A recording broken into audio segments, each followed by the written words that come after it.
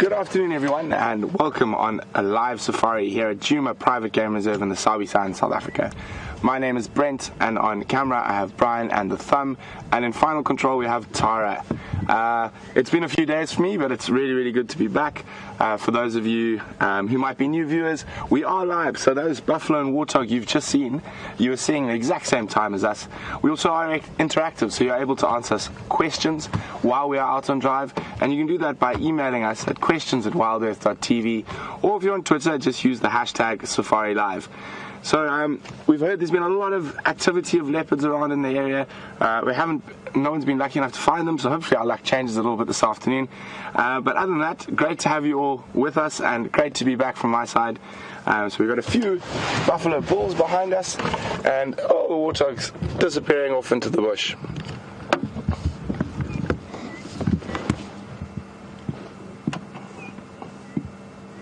A male warthog. Oh, stopping and listening.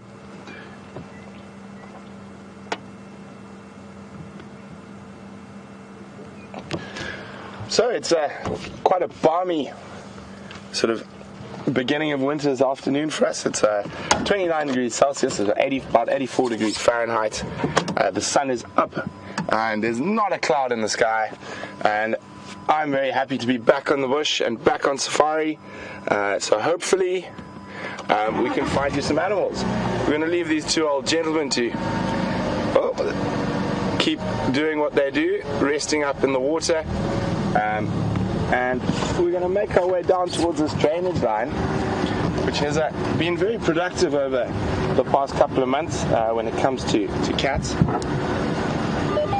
Kirsty from DRC, departing for afternoon game drive. Sorry guys, it's going to probably near quarantine plane. Jump on the radio. Copy, thanks very much. We're busy checking the drainage line around Gallagher shortcut towards Mvubu, and we'll be heading towards Buffelshoek Dam.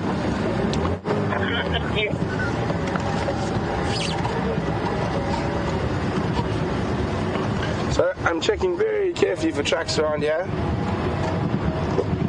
Been quite a productive area for me since I've been here.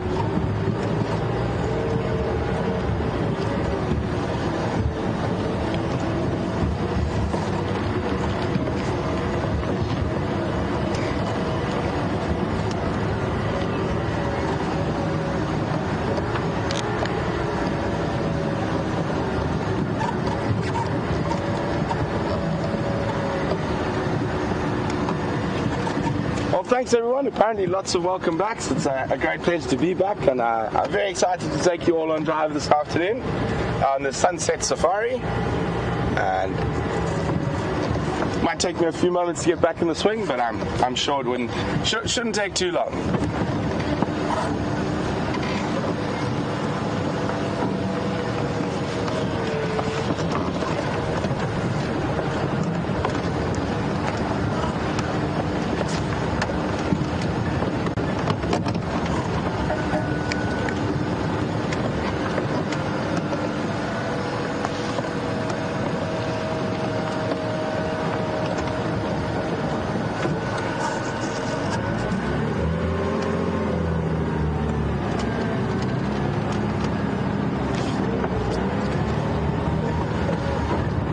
Barbara from Maryland, welcome on Sunset Safari. Barbara's just giving us an update from the Arathusa cam. She says there's been lots of warthogs and vervet monkeys. Thanks very much, Barbara. We might have to go there later if I get a bit desperate for spotted cats, but for now we're going to try work this area, see if we can find any tracks from during the day, and hopefully we can find some leopards. But in between the leopards, there's lots of wonderful stuff to look at, and lots of ID games to be had.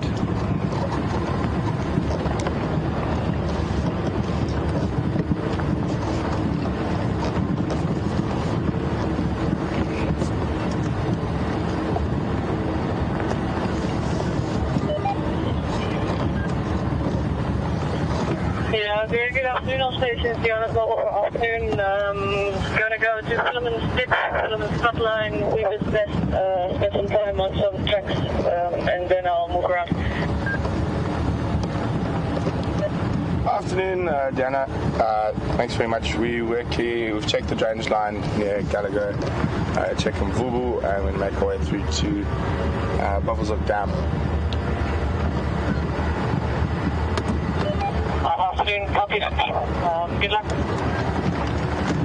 Sorry guys, so at the beginning of drive, quite a lot of chit chat happens on the game drive radio, and that's all of us just sort of planning our afternoons so we don't all congregate and start looking in the same area, and that helps us, increases our chances of finding animals, because it is a team effort out here, so it makes a big difference for us to know where someone else has checked, that we don't have to go check it again.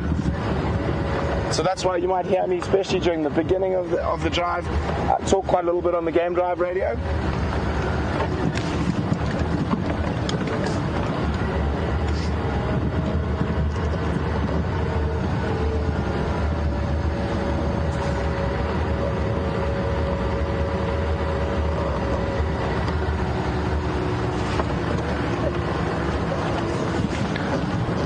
Jeez, guys, you're putting the pressure on me already. I just heard there's quite a lot of banter going on about when I'm going to first find my first leopard, whether it's going to be the first hour of drive, the first second of drive. Well, fingers crossed. So I've actually changed my mind. For today, we will only be doing grasses and trees. No leopards for anyone. No, I'm only joking.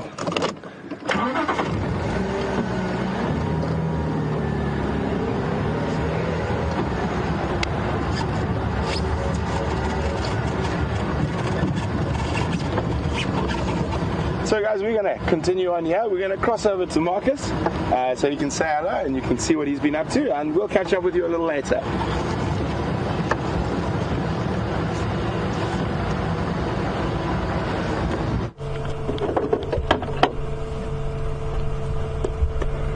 Good afternoon all. I'm reaching for my camera and I'm making a noise, and I'm trying so hard to be quiet. My name is Mark. VM is with me on camera. Welcome to Djuma this afternoon. Brent has already welcomed you all. And my chance to welcome Brent back from leave. Welcome, dude. Nice to have you back. Scotty's gone off on leave and he's gone down to the Cape. I saw Scotty and Nikki leaving today, and they're both dressed in wonderful summer shorts and sleeveless. And I know they're going to be landing in Cape Town, and it's going to be awfully chilly and wet probably. That aside, welcome to Djuma this afternoon. This is my side of Djuma, and we're sitting at the old hyena den, and I know some of you who've been with us before will have been here too, and some of you new viewers might not know what is happening, but I'll get to that shortly. But this, before it disappears down the hole, because there's a good chance that it will when I lift my camera. We've been trying to control our movement because I don't want to disturb it. We so seldom get to see reptiles because they're so sensitive that to have one sunbathing like this is a pure gem. The rough-scaled plated lizard. And it's now in these dusty times with them in and out of this dusty hole in this termite mound that the dust collects between the scales, and you see how rough the scales really are. And unfortunately we're at a pretty full zoom now,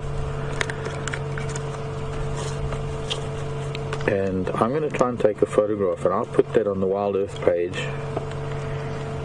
to try and get an idea of how rough the scales really are, but also a closer look at this particular character. You know, we have so often built the lives of some of the animals around us that are iconic animals of the African bushveld, but sometimes we forget that there are still some residents that, like the leopard and the lion, they have territories, and we get the chance to see them on a regular basis, albeit for only a short period of time in their lives.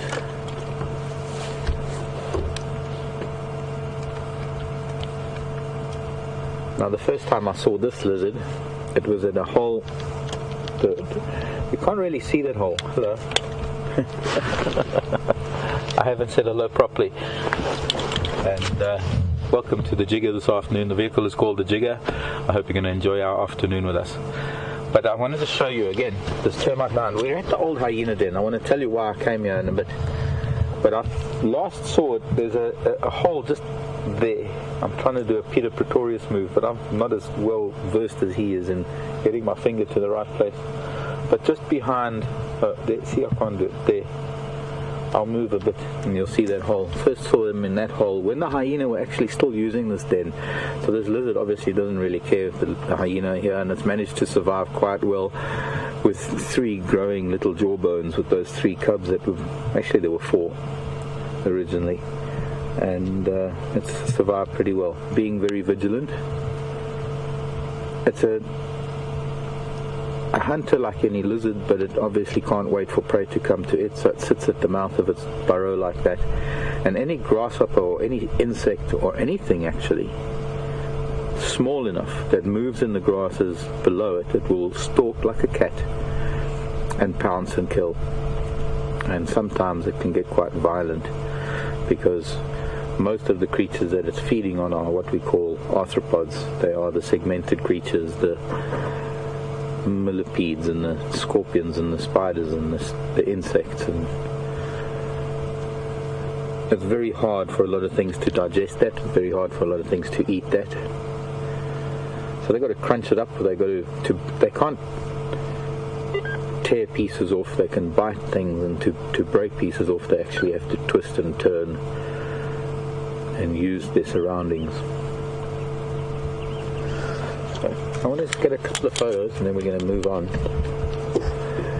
I came to the hyena den for another reason too. One of the reasons coming here was to see what animals perhaps utilize or come through the area when the hyenas are not here. And I've noticed buffalo tracks, quite a lot of buffalo tracks. There are elephant tracks on the little patch of ground that we're sitting on right now. And elephant came past here. There are a lot of kudu tracks. In fact, just to the right of the hyena den you can see an elephant bolus from a fairly fresh ball of dung, and I'm thinking that's probably that female that has a shortened trunk with the 2 calves that live with her.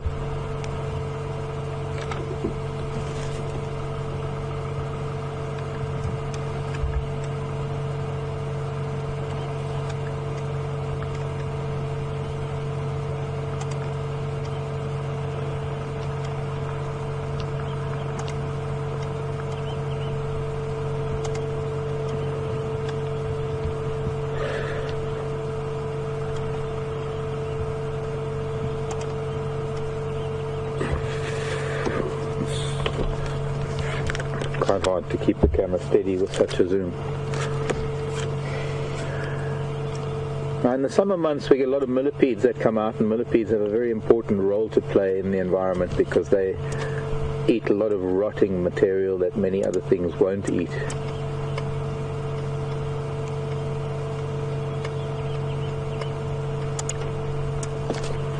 And there are not many things that can eat millipedes, and one of the reasons for that is because millipedes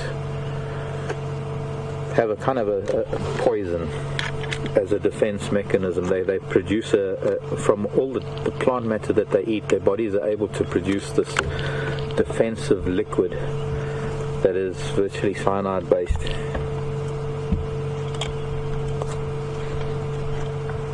And so there are not many things that eat them. One of the things that eat them are the civets.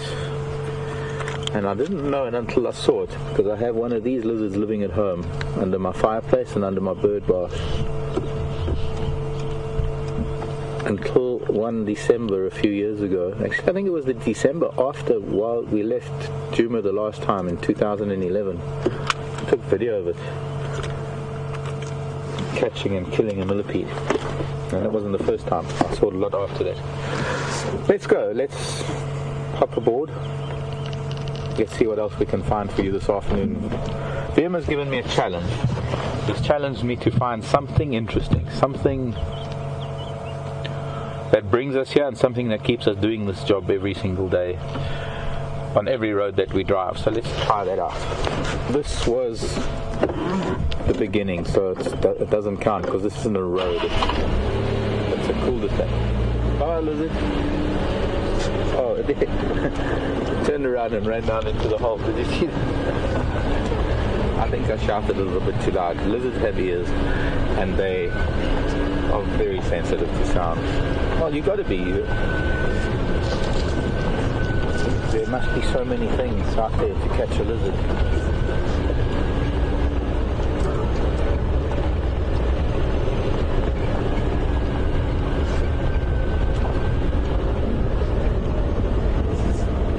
Sorry, lizard. It'll be out shortly.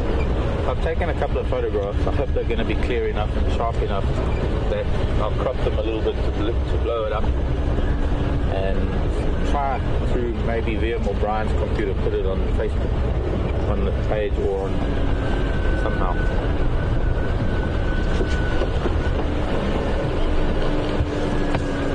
Hello Impala, what are you doing? Playing Ring of Roses with your mate. On the termite mound, he's claiming his castle. I saw him, well, I saw another one running off, and I think he might have chased him. Not necessarily a dominant ram from a harem. Yeah, off he goes. Let's see, let's follow it. I was going to go down Rebecca's Road anyway. He's heading down Rebecca's Road. Let's see where he's going. See what he's doing. That's what we're here for. And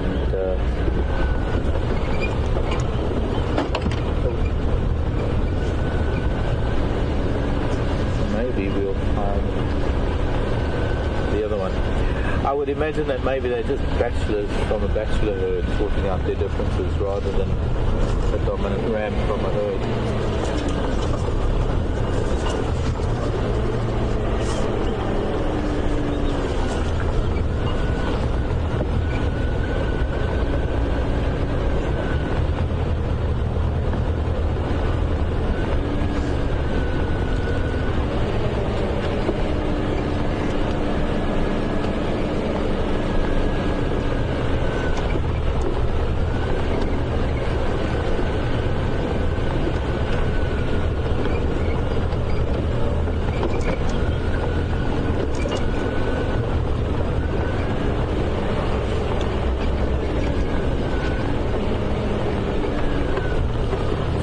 Hyena tracks here going back up towards the den. I wonder if they were going to inspect it or just going past it on their normal day-to-day, or rather evening to evening, evening to morning.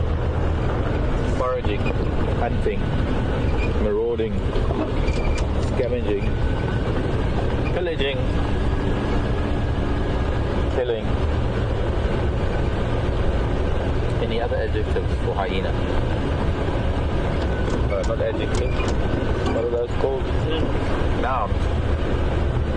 Or verbs. What are the doing words? Verbs are the doing word. I love the English language, but I never put my head around nouns, words, adjectives, and verbs.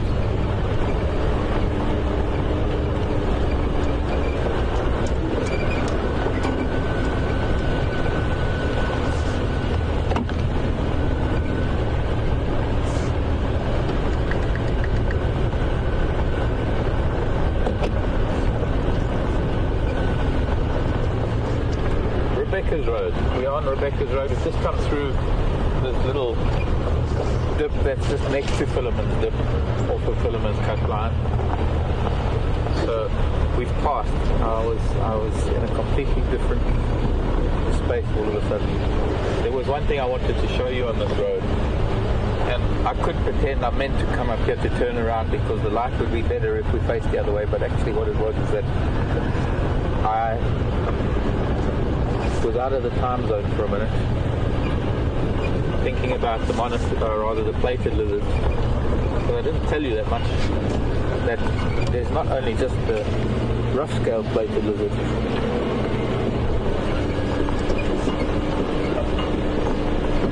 There's also the giant plated lizard and the yellow throated plated lizards, and there's even a tawny plated lizard. But the plated lizards, as much as they're all cousins, have decided that they're going to keep it civil. Instead of all trying to occupy the same sort of habitat, they decided that, well, I'll live on the rocks I'll live in the grassland and dig in the sand for a burrow. I'll live in termite mounds. And, well, I'm a little bit smaller than you, so I can fit in some smaller crevices, so I'll live on the rock street. And that's how the four-plated lizards seem to have divided up their time. Actually, there might be more. I should bring my other reptile book.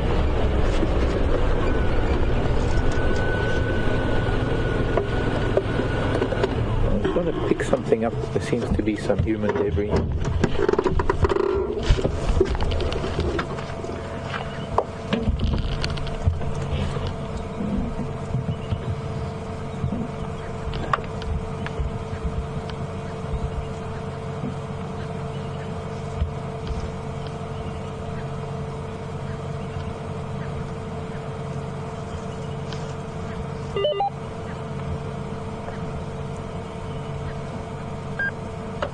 I think I've got most of the pieces. Sorry, I went out of view for a minute there. I had to, because I had to bend down to pick up some debris of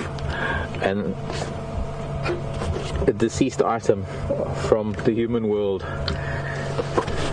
But much like I have to teach you about the animal world, I'd have to teach the animals about this very dangerous item from the human world. And I'm actually very grateful that, even though nobody's seen it, it was destroyed by a vehicle, so it exploded already, because it is in fact, no, it hasn't. There's still gas in here, and there is still pressure. It's a lighter, it's a disposable lighter, probably fell out of somebody's pocket. It's even got batteries in it. Wow. Oh, that's because there's a light. Oh, look, the light even works. A testament to good LED technology. Can you see a little red glow in there? I don't think so. It's too small. I'll try it when it gets dark. But the igniter, that's history. They're making a noise on the mic. No. Oh.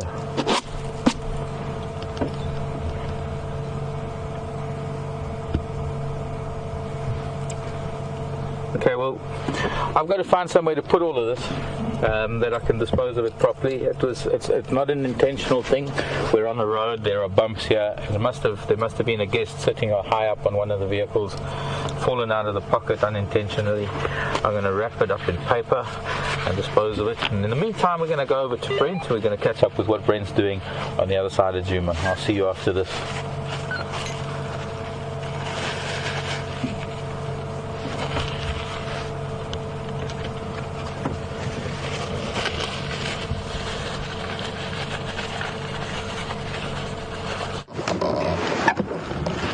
Welcome back, guys.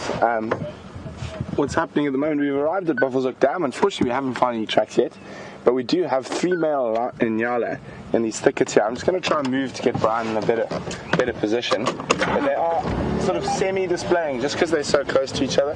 Can't see any females in estrus, but we should be able to get a view of that, the crests, on 2 of them at least. There we go. There's one through there. It's a bit difficult. Oh, there we go. A very thick, a little thicket here. I'll move a little bit more forward. I think there's one nice out in the open. If we get into the gap here. There we go.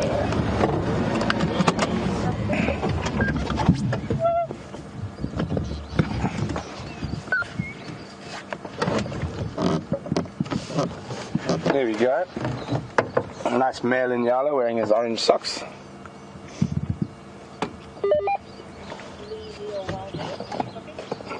Just hang on, guys. I got it. Standing by.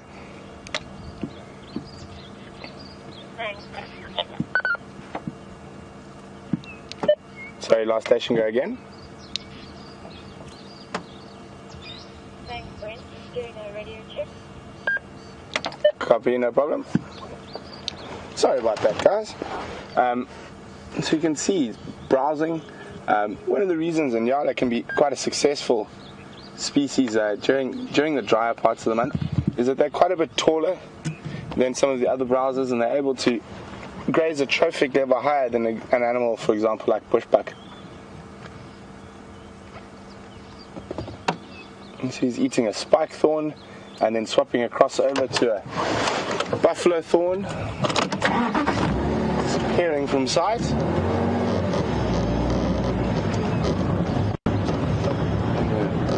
Looks like they might pop up the other side of this thicket, so let's just drive around. Other than that, Buffelshoek Dam is quite quiet at the moment, but we will keep checking.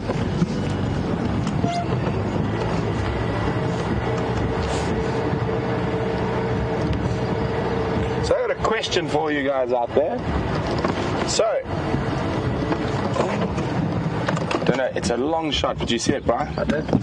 Okay, guys, hopefully it doesn't move. It is a long shot. There we go. Nice, Brian. There's a little animal disappearing there, and I think that actually can be the first question. I know it wasn't the best view and it was quite brief. Nice, quick work there, Brian. But who can tell me what animal that was that just disappeared off into the thicket? So who can tell me which animal that was? And you can do that by sending us an email at questions@wildearth.tv, or you can just use the hashtag Safari Live if you're on Twitter.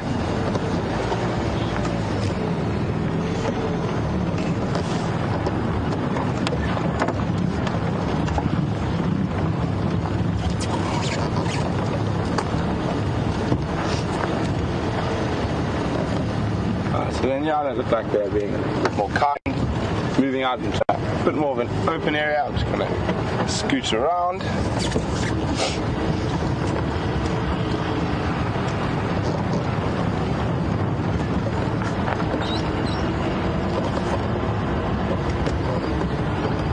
Oh, and there's some kudu here as well.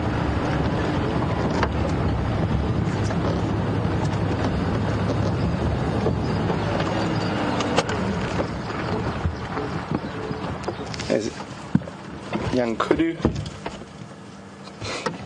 we got two of the spiral-horned antelope family here at the moment.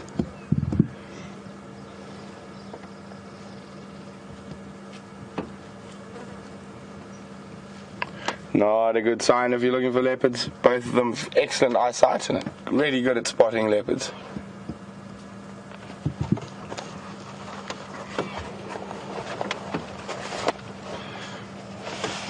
There's a little one behind you there having a good drink.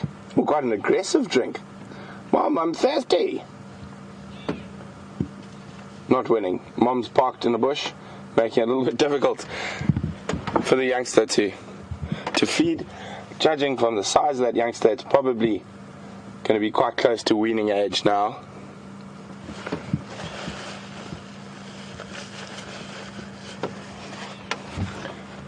And you probably find there's not that much milk coming out, and hence the aggression.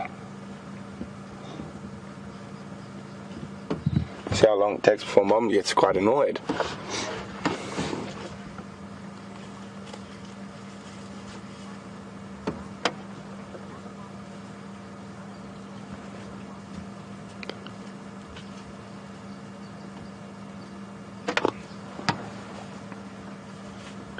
You can see Mum sort of giving a little bit of a reprimand there, trying to move away.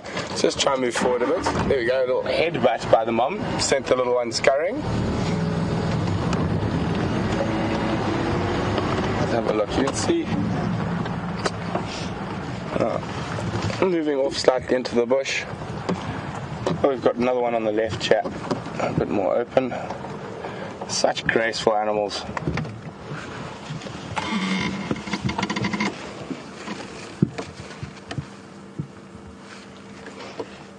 His huge ears, just listening for potential threats.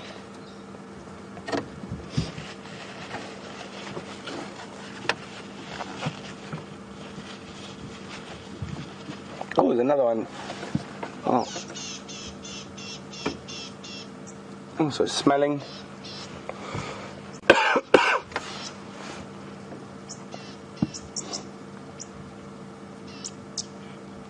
I decided we're not really a threat.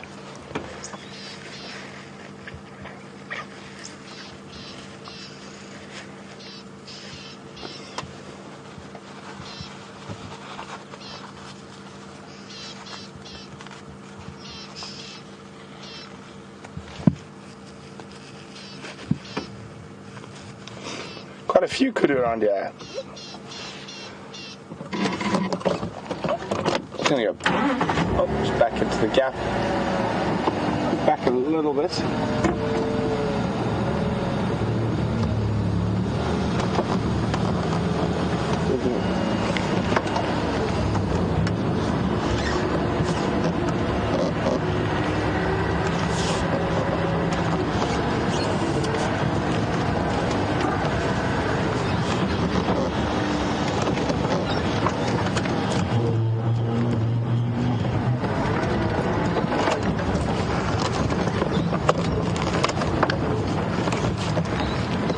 There we go, and Nyala's moved off into the open.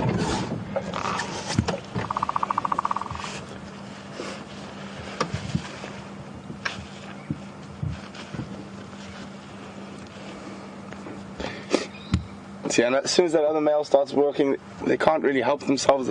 That crest erects a little bit, and that's quite an interesting sort of evolutionary development Nyala have to avoid physical confrontations and fighting. They sort of have a beauty pageant against each other, and whoever's the prettiest wins.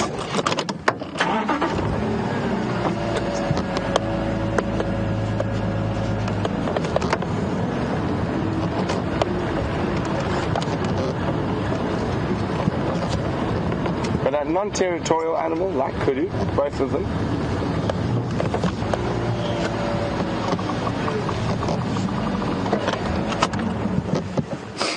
So the only time they're really in competition is when there's a female in estrus.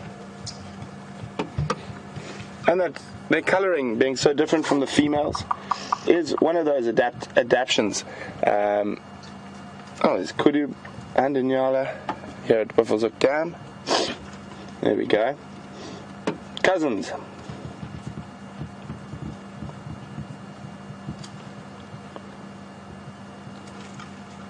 But as I was saying about the Nyala's colouring, the females look completely different, and the males have this dark chocolate brown with this white mane, with his females almost all an orange. They do share the stripes. But the reason for that is the reason for the sexual dimorphism is because the Nyala males have adapted this way that they'll rather have a beauty competition than actually physically lock horns. It's not to say they don't or won't lock horns. They will sort of use that as their last resort. But we'll leave the spiral-horned antelope to continue on, and we're going to go check towards our eastern boundary and see if we can find any tracks.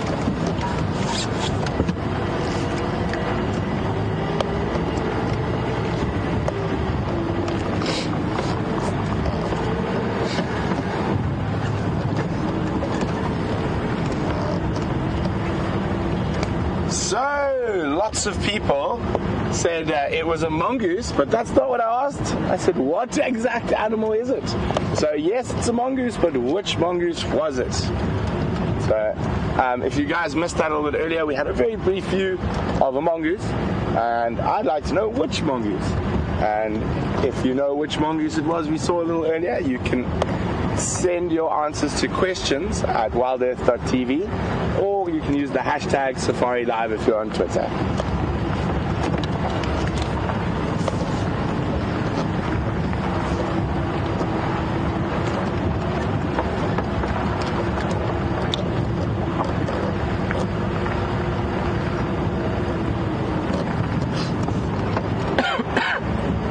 Well done, Jacqueline, Joanne, and Kathy, as well as lots of other people who got it correct. It was a slender mongoose. Well done, guys.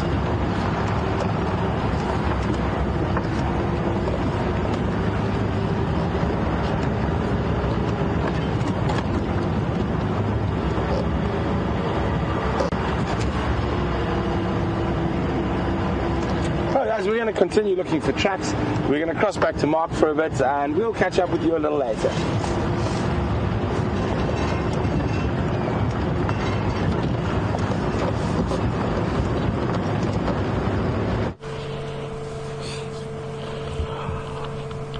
Welcome back, everyone. And I actually haven't travelled very far because we wanted to cross over to Brent. It sounds like you've had a really nice sighting of both kudu and nyala. So often we get questions about what is the difference between kudu and nyala, and well, there you have it. Sounds like you had them all together, and it's not often that we manage to be able to accomplish that.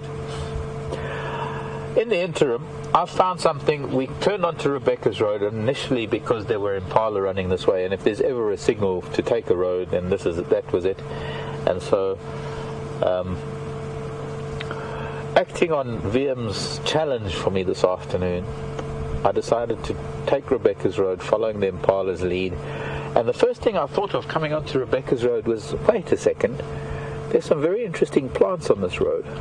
And one of the most interesting plants, and one of the best examples that I can show you, is the tree orchid. And so this is my flower for the day, my flower for the ladies for the day. And unfortunately, timing isn't that great because, well, it's an orchid. It's not flowering. It flowers when it wants to. And it's normally around September, October, early spring. Sometimes you might get them flowering a second time going into December, but generally it's sort of the early part of just after the equinox, when the sun starts coming back to the southern hemisphere and everything can rejoice because we're getting rid of that cold weather that's been here. That's when they flower. This is a relatively new plant. If I remember correctly, when I was last here a few years ago, this was still a living knobthorn tree, and I think at some point in time elephants must have ring barked it, and if we go down the bark, then we'll show you how lower down from the ground up, from about there, that's got to be at least 8-9 feet high going down to the ground, we've got almost no bark at all. And my guess is what killed this tree was possibly elephants ring barking. It's not an unusual thing. Elephants do that because they know how to farm, they know how to feed the soil, they know how to make sure that the plants that they need for their own survival will continue to grow through endless time. And to do that, they need a lot of dead wood on the ground, and they need the trees that are not providing very much nutrition for everything else and are only extracting water and nutrients from the soil, how that wood needs to be broken down and returned to the soil. So apart from the fact that they might use the bark medicinally, I know that there is an intentional reason behind ring barking certain trees when it comes to elephant. Anyways, we're going off subject. I was asked, I think this morning, it could have been yesterday, I can't remember, because for me, my mind shuts down after drive, and until I come on drive again, I'm sort of back in gear in what we're doing out here. Somebody asked me about shelf fungus. And if it was you, I'd really encourage you to just send a tweet maybe to #SafariLive, or a question to, not a question, but an email to questions@wildearth.tv. Those are the mediums that we can communicate with each other. That's how we can interact. And that's actually mostly what this is all about, is interacting with each other. So these are some bracket fungi, and I'm not too sure which bracket fungi there are. I'm going to show you something in the book quickly, and my guess is it is a fungi that's known as the thin cap honeycomb bracket. And I know that it is a honeycomb bracket because I'm very familiar with it. I have broken down knobthorns right next to my house from elephants, and I've seen the same bracket fungi on those knobthorns. Bracket fungi tend to be very species specific to a large degree, and I think it's one of them, whatever the correct word is. This is they. And I think it's the hexagona. It's not an edible fungus, but it's a very hard woody thing that grows out of wood, and all of the bracket fungi are. Unfortunately, this one of the best mushroom books that I've got in South Africa. I think it mostly deals with a lot of the alien trees that you find around suburban gardens, things like oaks and poplars and eucalyptus and pines. And in the pine forest alone, there are a host of fungi that it would take you a lifetime to discover, just the fungi that grow under the pine forest. They're aren't even indigenous to us here in South Africa. So there's not great mention in this book on what grows on our indigenous trees, and I'm still battling to find anything. However, I just want to go back to the orchid. This is an orchid that has got a really beautiful flower. I've chosen 2 books that I can show you in time. It is not a parasite. If you notice very closely, as Viam is zooming into the orchid, you'll notice that it's actually living almost between the old bark, and this is definitely before or rather long after the tree died, but while it's decomposing. This orchid managed to take hold, and it's growing between the old bark and the dead trunk, or the dead branch of the knobthorn. And it is more an epiphyte, it's more feeding on the dead wood cells as they break down and as moisture occurs in the environment. Very healthy plant. And for those of you who've been with us for a long time, you might remember another orchid. Oh, there's a lizard on that trunk on the right, going up, where the elephants have stripped the bark where the bracket fungus is. My second lizard for the afternoon. That's a baby. It's a baby common striped skink. Used to be known as Mabuya striata, but I know they've changed the Mabuya genus. They've changed it to something else. Can't remember the new name, but there it goes, behind the bark. I can't imagine what things live behind that bark. So, it's time to move on. I want to show you the parent of this orchid. This is the leopard tree orchid, and here's a picture of the flower. I'm going to show you one.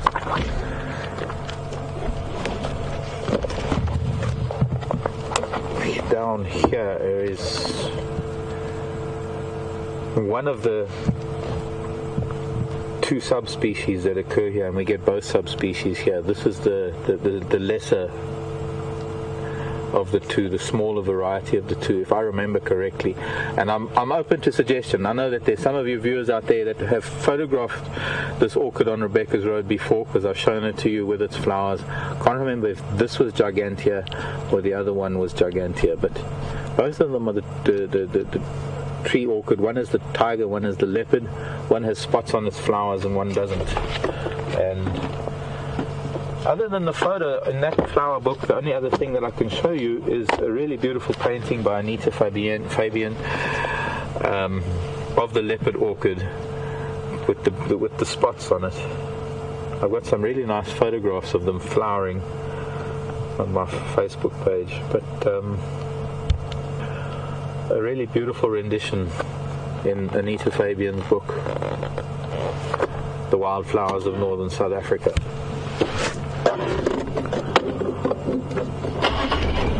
Some of you also asked if I remember the name of that orchid that I found at home just this summer, and it's probably one of the most amazing discoveries I've had in terms of flowers and the botanical world, because for me I can find a new insect or a new something in every aspect of the world or the natural world. And I found this orchid at home. In 40 years I've never seen it there before. I don't think anybody has ever seen it in that part of the Timbavati. And it's been hard trying to remember the name, because normally I retain that info. But I've just been reminded now because there's a similar orchid on the same page, and it was a Eulophia species, Eulophia, Eulophia.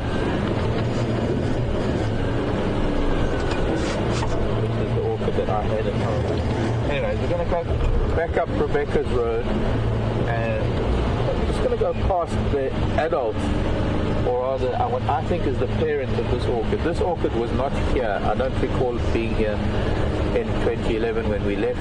In those days of our last wildlife, or rather WildEarth broadcasts, this was the orchid. It was in the fork of this knobthorn. Also ring barked by elephants, because it was probably close to the knobthorn behind it.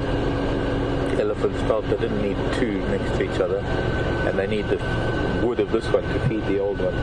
But all that's left is that tiny little bit of green coming out from this side of it. most of this orchid died off. This is where we used to actually see those flowers. Sometimes they would have to wait for the afternoon drive to show it to you viewers. From the back, all there is actually, Liam said, oh, there's a bird's nest, and I thought, yeah, well, it does kind of look like that. But if you remember correctly, in summer there was actually a green grass growing, and that's now that very clump of grass that has died, growing just in the debris of the orchid that is clinging on to dear life. Sorry, time to go. Ooh. Behind the tree.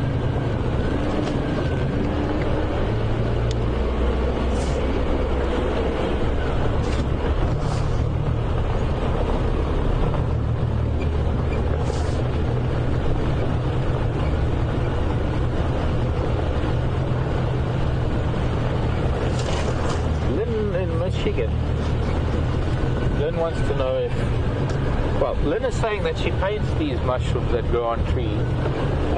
It's nice to hear from you, Lynn. You probably know a lot more about mushrooms than I do. And the fungi, the bracket fungi. Wants to know if we call it the same as you do over there in Michigan. You call them conchas? Or maybe you need to spell that for me, Lynn.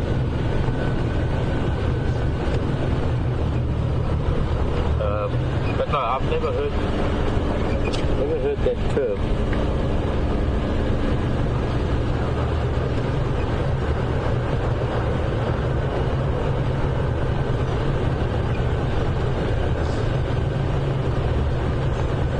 Streptopetala.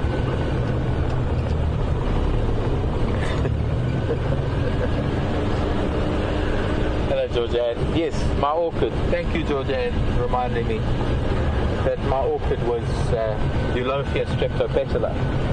Streptopetala, obviously something about the petals. Could it be striped streptopetala? You know, I've got a dictionary of plant names. Unfortunately, it's not here.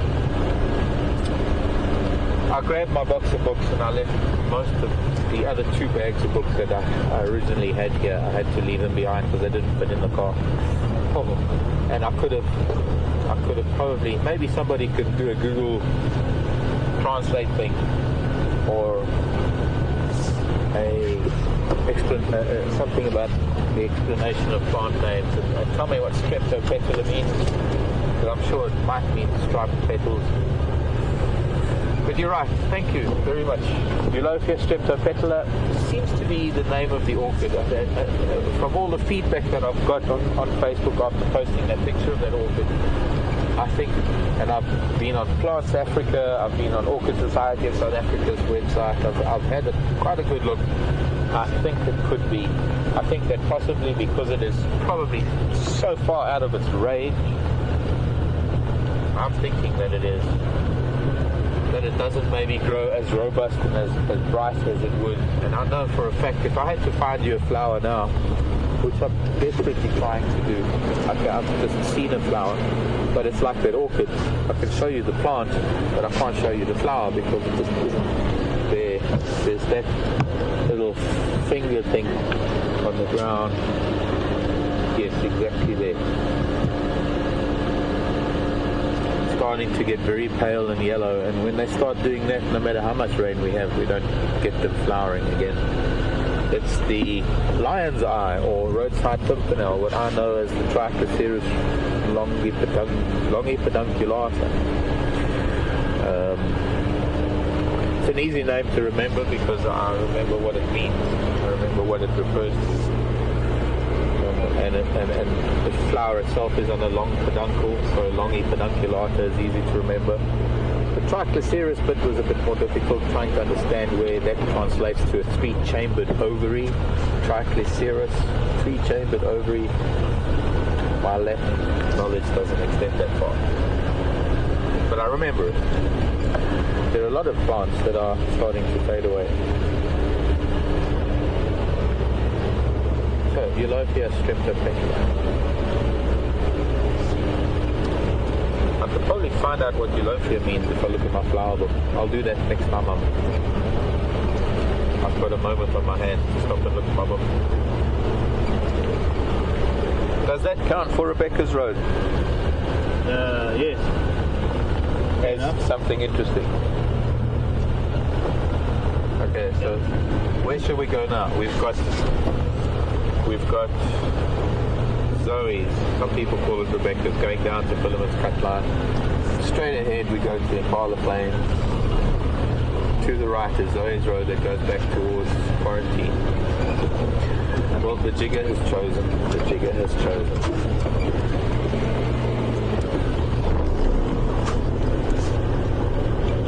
We're going down Zoe's.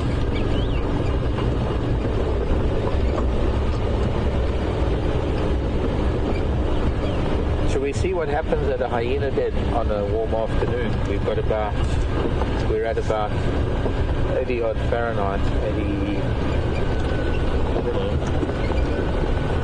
We're in the late 20s, we're in about 25 degrees, 24, 25, maybe 26 degrees Celsius. My real feel. Comfortable.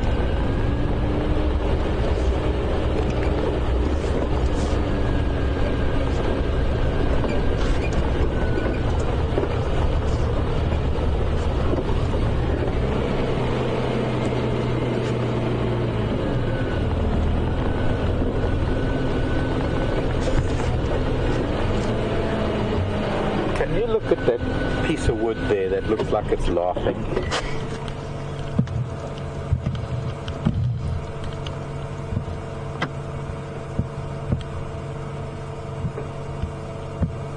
Happy Cub in Pennsylvania.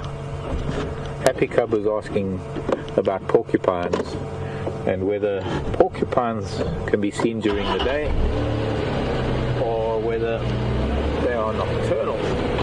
Happy Cub, I hope you like that happy piece of wood. Happy Cub wants to know about porcupines. I'm trying to think.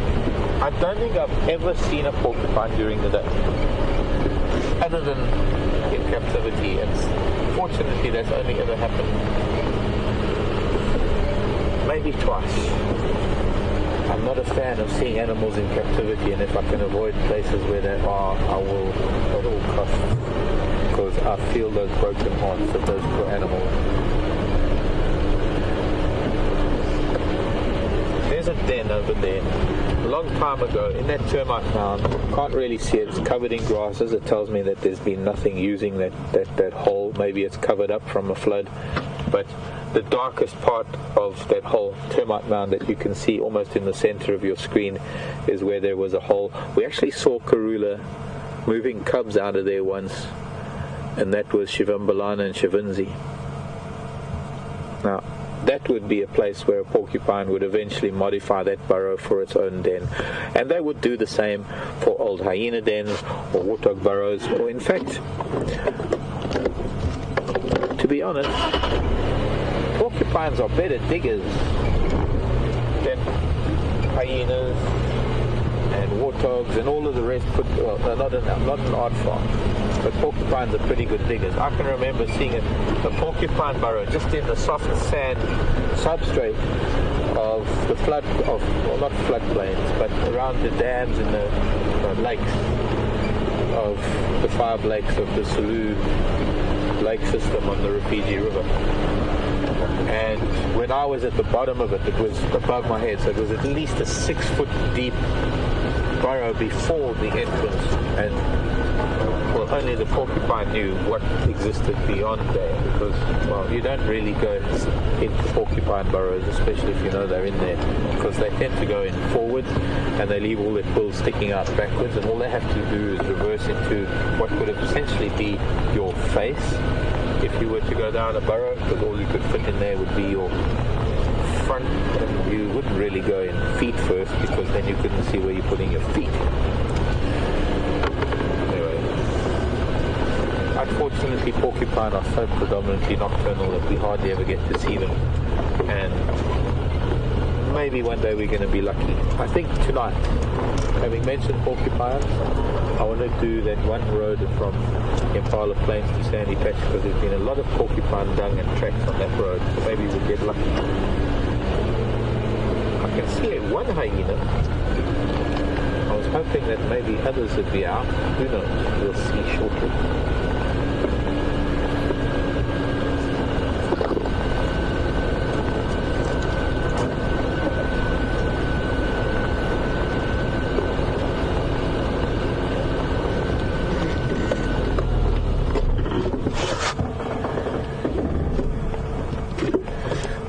Sorry, hyena, I'm sorry to have got you up. You can lie down again.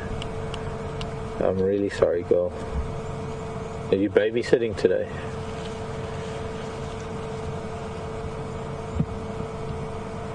Graham in Ohio.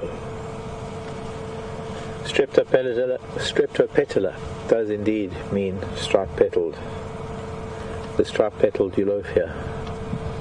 And, well, yeah, it's...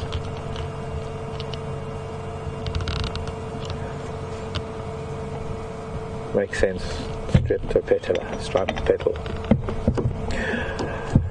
This is it for the hyena den this afternoon. I'm not going to sit here for much longer. I have already disturbed her. I'm really sorry. No, don't do that to me, Jigger.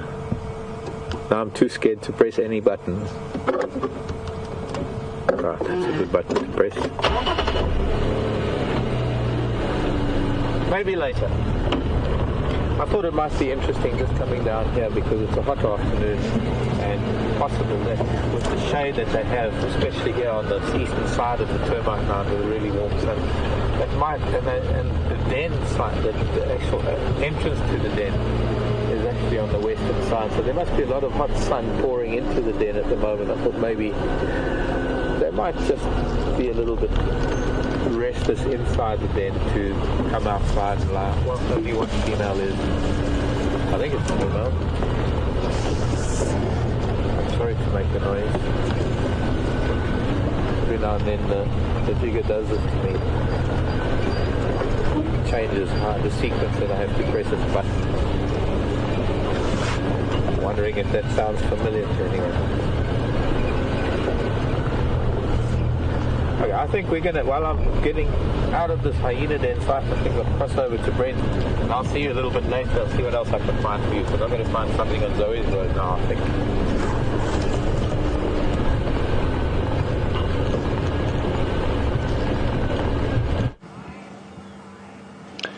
Welcome back, everyone. Oh, come back here.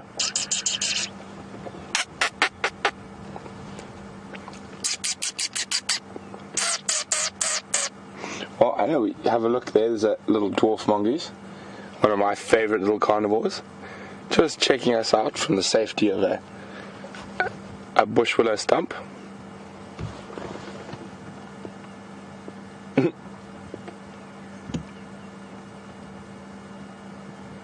So as we were driving, I just heard that tiny little contact call in the grass next to us. Decided to see if we could spot one of them, and this little curious one happened to be there, giving us a sniff as well.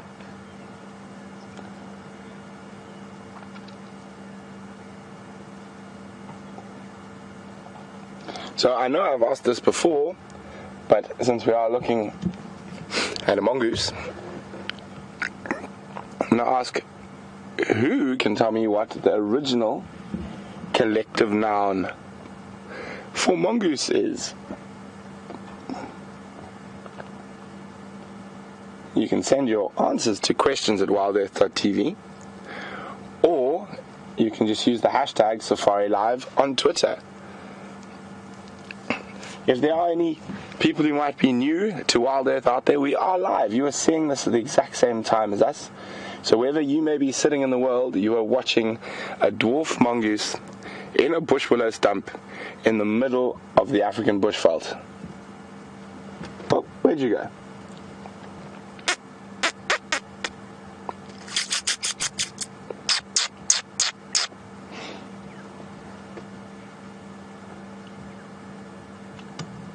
Wonderful little social carnivores. average group in this area is probably about 15, and they'll be spread out through all the different dry grass and bushes around us.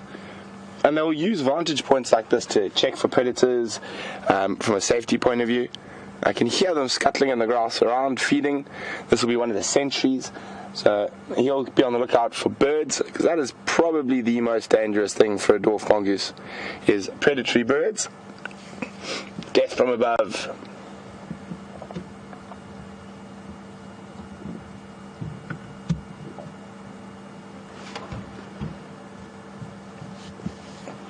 So in the family, in the carnivore family, this is the smallest carnivore in Africa.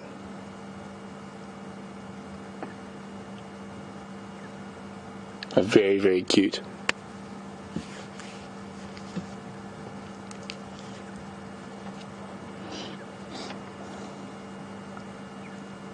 Ever vigilant.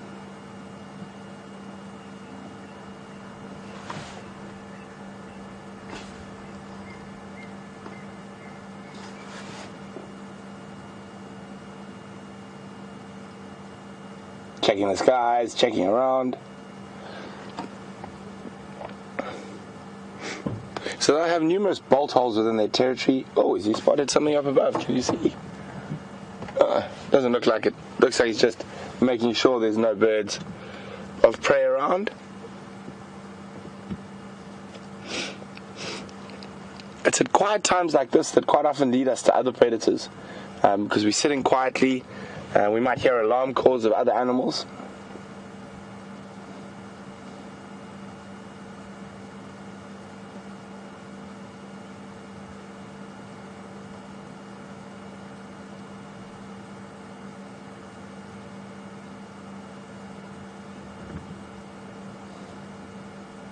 So if he were to give it a distress call, it would send all the other little dwarf mongooses scuttling for protection, either under the ground or under bushes or in dead logs like this one.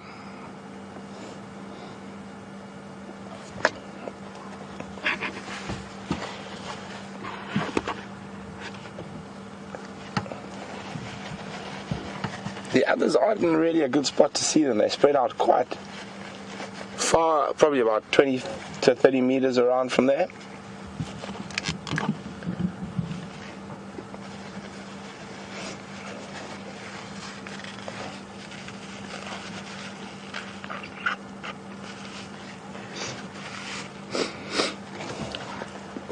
Hi Virginia, welcome on Sunset Safari. Virginia would like to know where dwarf mongoose get their water from. Well, Virginia, they will drink out of puddles and that where available. They also are able to get a lot of water from dew in the early morning and from the animals that they prey on.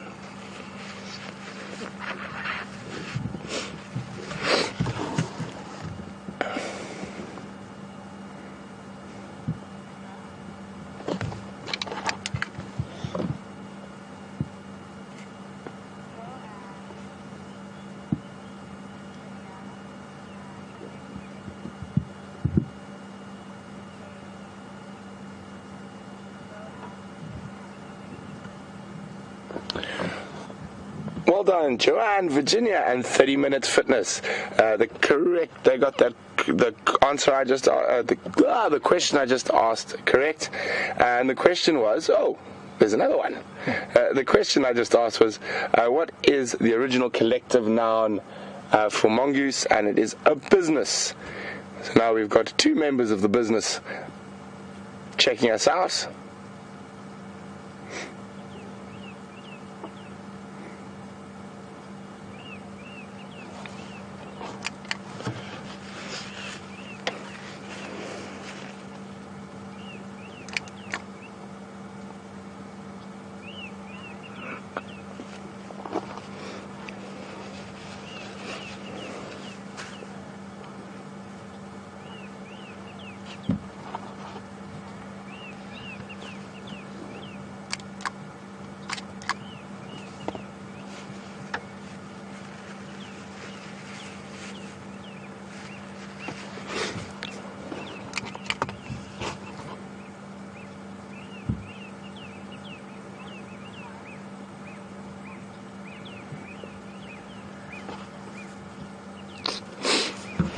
Hi, Cindy from Tennessee. Oh, one.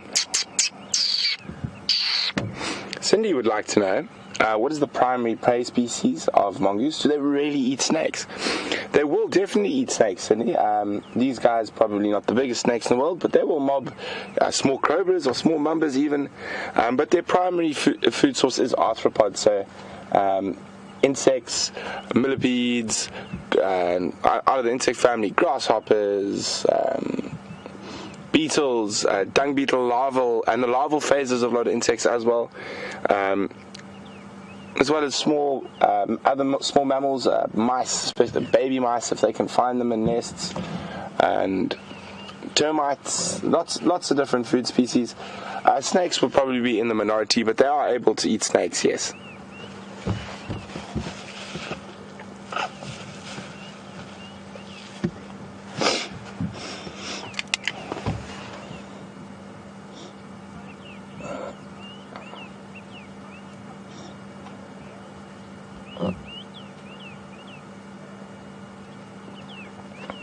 Hi, Rosie B. Rosie B would like to know, how do you tell the difference between a male and female? With great difficulty, Rosie. We'd have to get a much better view than we're getting at the moment. With a lot of these species, the male will be slightly bigger, but very, very difficult to see the way we see them. And we'd have to look for testes and that, but as again, quite often the glimpses we have are hiding in logs and that. So the best place to maybe sex a mongoose would be at their den in the early morning when they're sort of basking in the sun, and you'll be able to see a bit more of their body.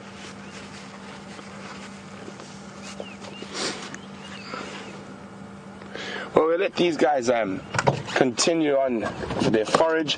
They'll probably, at this time of the afternoon, be quite close to their den. They'll probably be making their way towards the den in the next half an hour to 45 minutes. Then they'll spend a little bit of time before going down, sort of socializing and grooming around the edge of the den before bedding down at night to the safety of their dens. Well, thanks, little guys.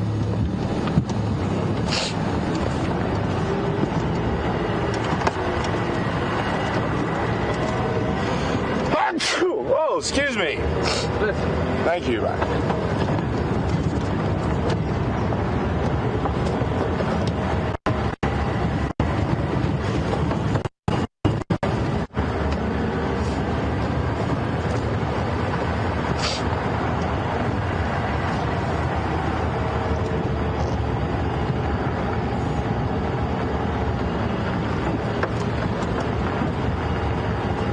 Sorry, guys, got a bit of a runny nose, but nothing too serious. Still on the hunt for a possible leopard. So you guys put on so much pressure that there was no ways we're gonna find it in the first hour. Would have been too easy, made me look too good. So we're gonna make you guys wait a little bit longer.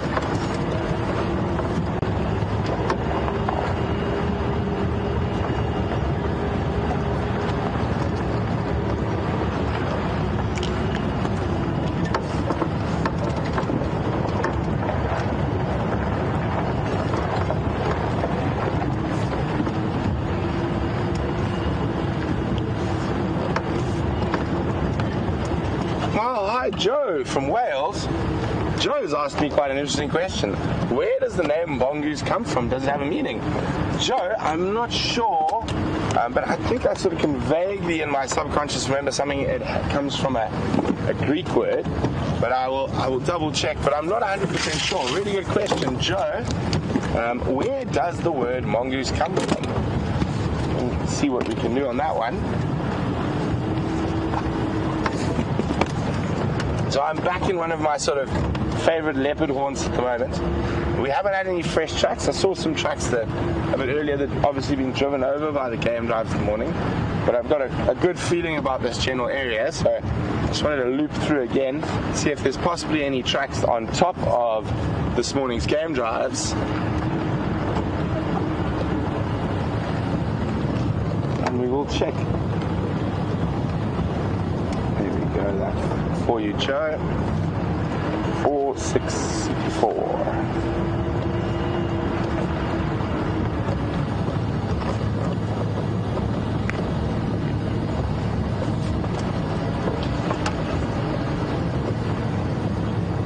check carefully around here.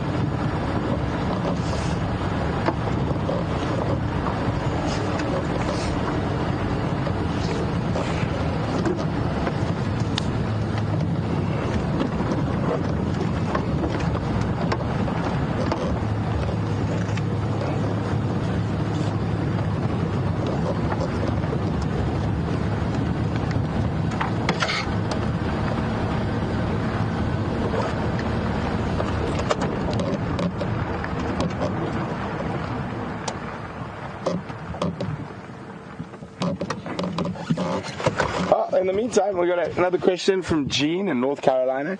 Jean would like to. It doesn't look like the mongoose blink their eyes. Do they blink? They do, Jean, but no, they don't need to blink as frequently as us. Okay, here we go. I think I'm in the right spot.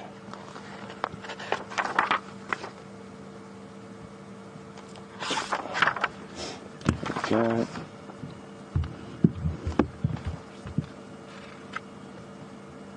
There we go. Local name. Oh, no, I'm a bit ahead. Need to get to the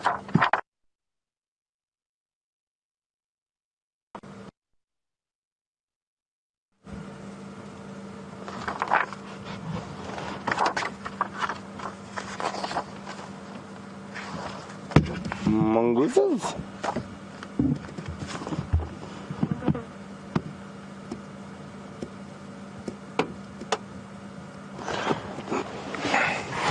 Give me 1 second here. I think I'm in the right spot.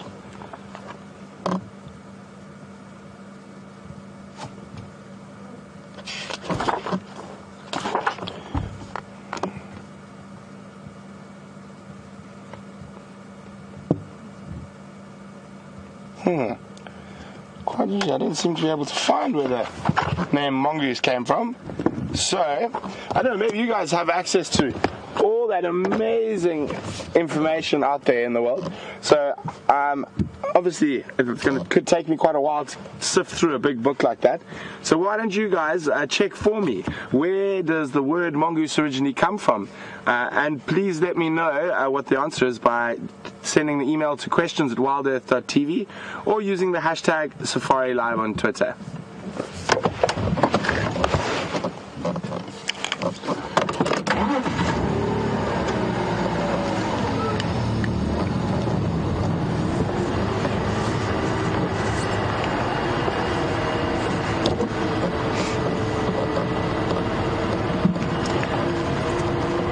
Kim from Minnesota. Kim would like to know what's the difference between a slender and a dwarf mongoose, or are they just the same thing? Well, Kim, no, they're completely different. Dwarf mongoose is a social mongoose species. They live in businesses. There can be up to 30 in a group of dwarf mongoose, but normally about 8 to 15. And slender mongoose are solitary, so they hunt by themselves. And they are quite a lot bigger. Anybody copy me? Sorry guys, radio. Standing by. Good afternoon. Can I have a radio check, please? Reading you 5-5. Who's speaking? Brent from WildEarth.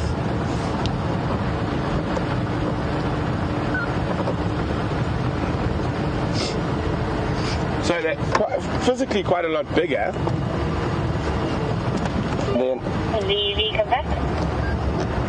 than a dwarf mongoose. Dwarf mongoose, as I said, are the smallest of all the carnivores.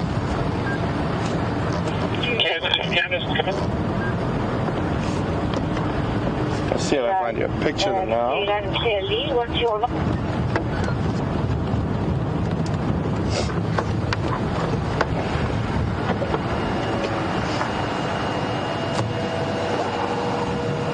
Yes. Lee, come back. Watch your spot, Brian. Yeah, I've never left. I'm still here. Lee, what's your lock? Yeah, I'm an Impala driver. Okay, good stuff. Glad you're copying me now.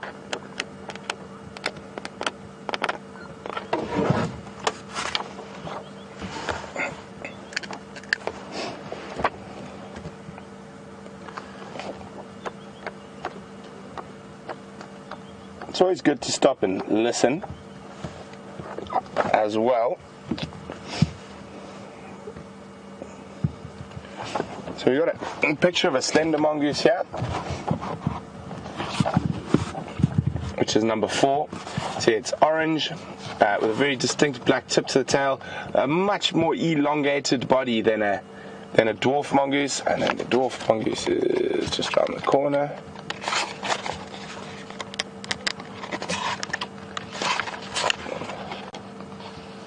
Where is he now? Not that one. Must be the other way. Oh, big book. I'll find him now. But apparently we have an answer to the question.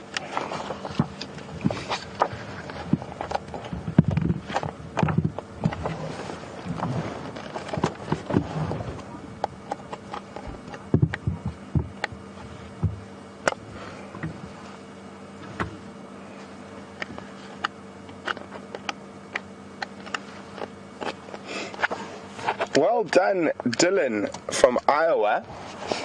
Said it comes from the, I'm just waiting for the language, Marathi language.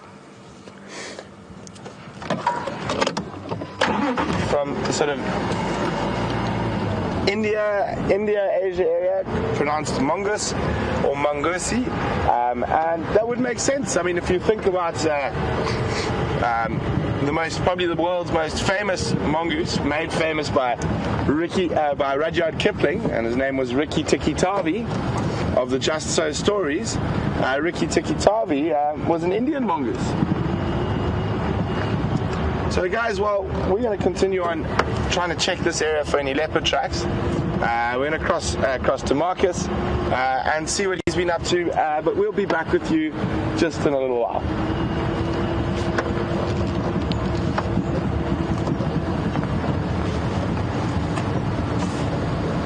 Welcome everyone, we're just coming onto a main road, one of the main access roads of Vuyatela, or rather the whole Sabi Sand, not just Vuyatela. In fact, it's a road known as Triple M. It comes in from the gate and it's south, a little bit further south from where we are right now. It splits up and it turns into Gauri Main. This is now the Djuma Western Boundary Road, and on the western side of this road, on my right hand side, is actually Arathusa. On this side is Djuma, and well, we've come this way. I had stopped and I was at a flower because I suppose since we're at flowers this afternoon, and unfortunately they're not flowering, I thought I would show you what the plants look like when they're not flowering. So I'm hoping that I can still find it for you, because I've got all my books open at the right pages to show you visuals of those things, and I've no doubt that I'll find some more. I want to turn into this road coming up now, going into Arathusa. I want to go towards Arathusa Waterhole, towards the Arathusa Dam. It's a lovely big dam. I'm confident that we might actually find something around there this afternoon.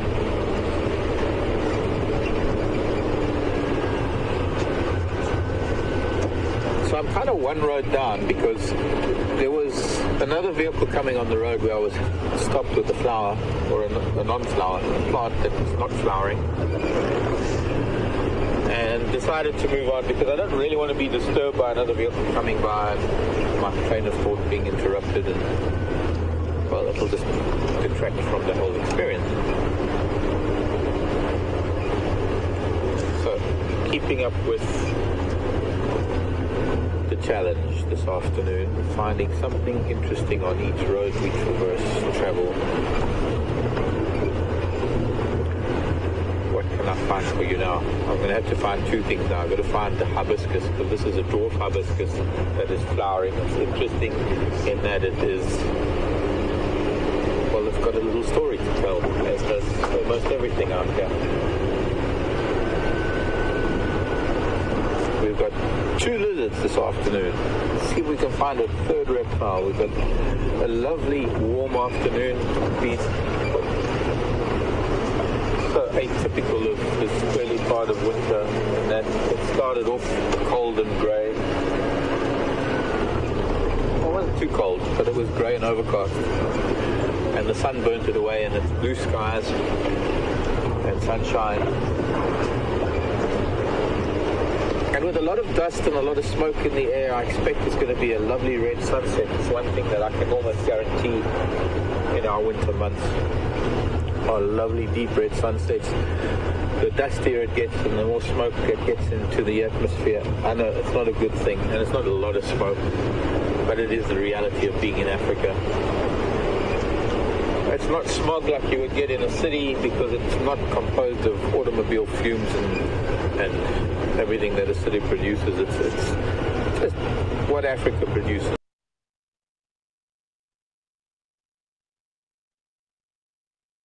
Automobile fumes and everything that a city produces. It's just what Africa produces. The dust, the odd wildfire, rural Africa cooking on wood burning stoves, making wood fires for warmth or charcoal.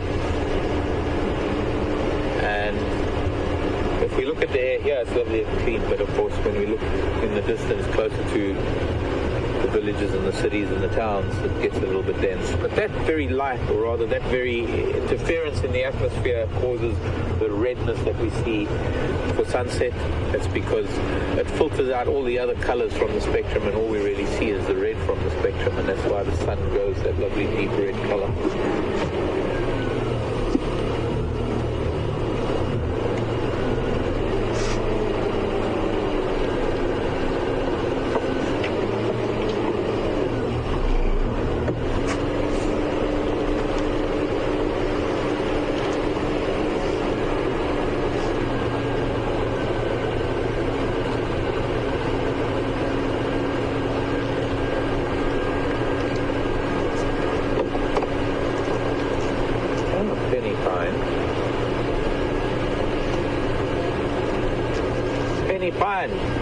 Hello, Penny Pine.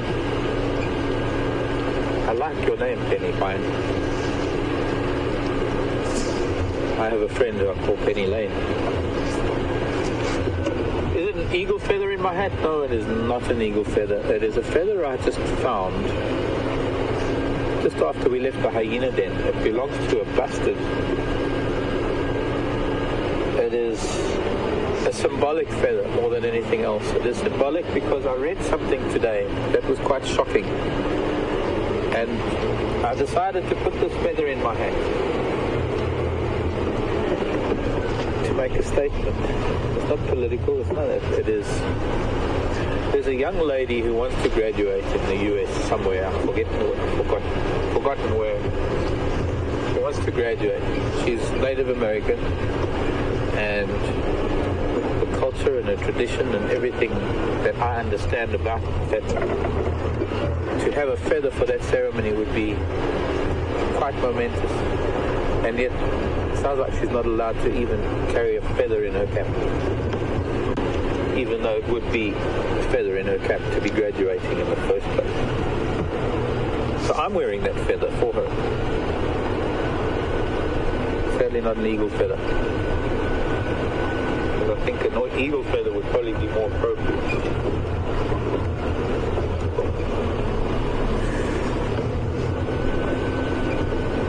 A really beautiful dead tree here called a leadwood. Now the leadwood tree is very appropriately named, very apt.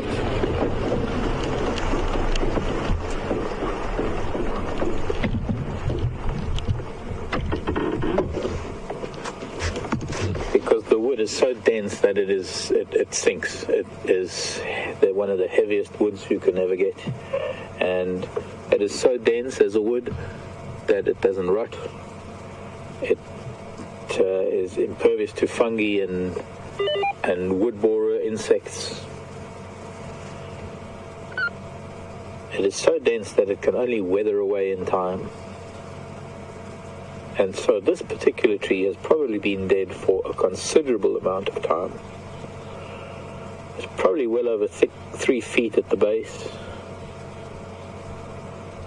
It wasn't a very big tree to begin with. We can see there, just before you carry on up, that big bulge that you can see there would have been, probably in its half-life, would have been pushed over by an elephant, because you can see that almost looks like a branch that is coming out at this angle. But my guess is that it would have maybe even been a branch broken by an elephant 500 years ago, or 800 years ago, or even longer, and that the tree itself then recovered and grew up around that broken branch. I've heard a very interesting theory recently that there's evidence that there was a severe drought around 600 years ago in this part of the world, and that it killed off almost every single tree, and that the dead leadwoods that we see, no matter how old they are, have been dead for that length of time because they can only weather in time. And I can quite believe it. If we look at that dead tree to the left, there's a knobthorn that was stripped of its bark some years ago. Could be anything up to 10 years ago even. And it has lost all, it has now gotten to the stage, it's lost all of its bark. Slowly but surely the wood borers that live in it and the termites that are going to act on it and the weather and the rain and the wind, it is a far more brittle wood, although it's quite dense, than the leadwood. In a couple of years' time, that will be gone. In fact, there are probably generations of knobthorns that have grown and died in the time that this tree has died, let alone lived. Just to the back of the leadwood, in the background, is another living knobthorn that I'm guessing is about the same age as the dead one in the background. And maybe the elephants decided to spare this one. They just wanted to make sure that the other one, plus one that is lying horizontal, you can see between the two trees at the back there, pushed over, that's all going to feed the soil for all of these trees to still grow.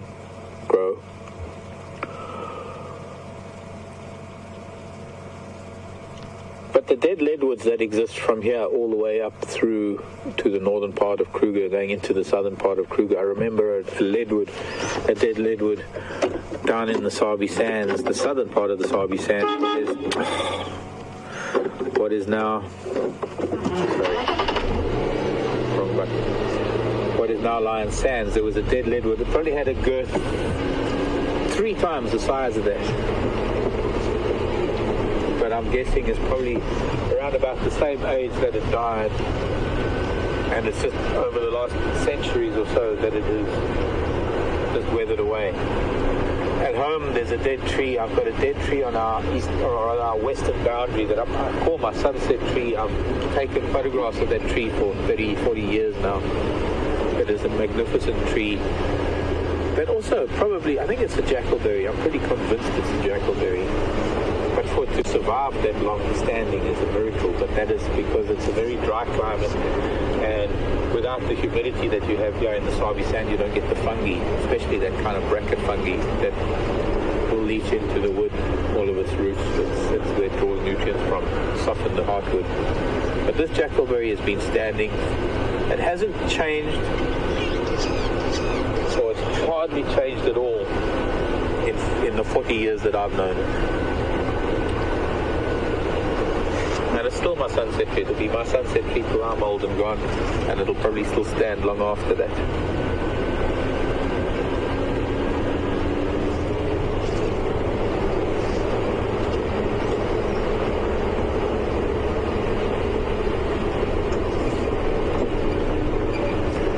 Manyaleti. I used to do walks in the Manyaleti 20 years ago in the late, in fact it was 95 because in 96 I ended up going overseas, but in 95 I was doing walks, 94, 95, somewhere around there. Okavango days. I came back from the Okavango and spent some time in the Manyaleti doing walks. So it would have been about 95. And there is a line of these leadwoods, these old giants, and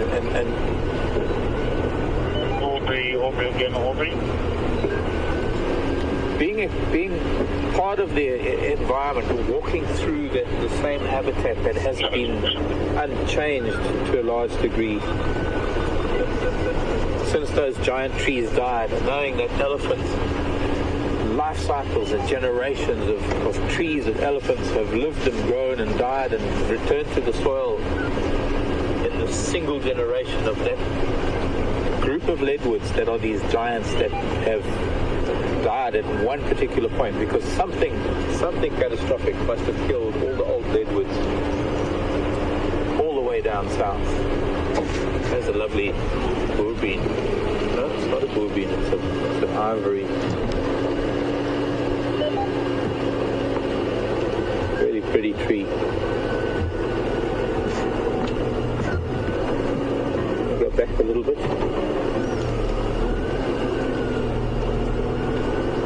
They're starting to get yellow.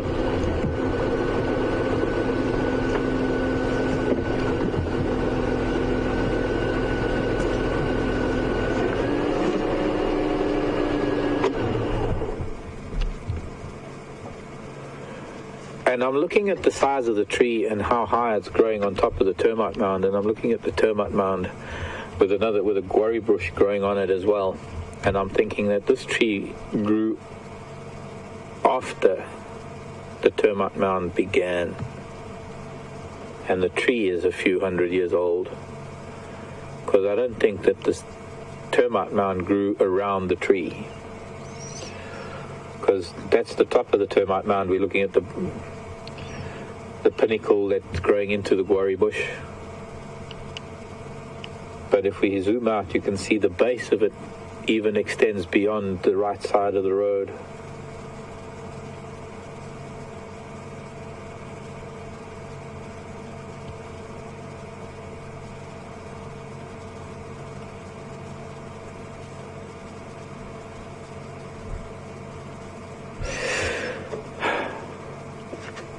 I should hug that tree. I will.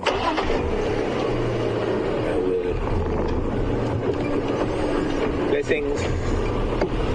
Grow and prosper.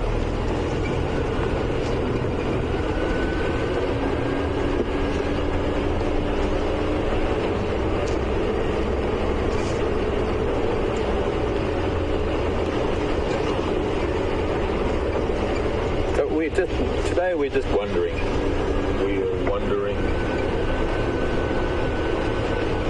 Around looking for things to talk about. I'm not going to follow tracks because we spent so much time following tracks fruitlessly for the last couple of days, and it's not because our tracking ability is questionable, but they're just leaving our properties.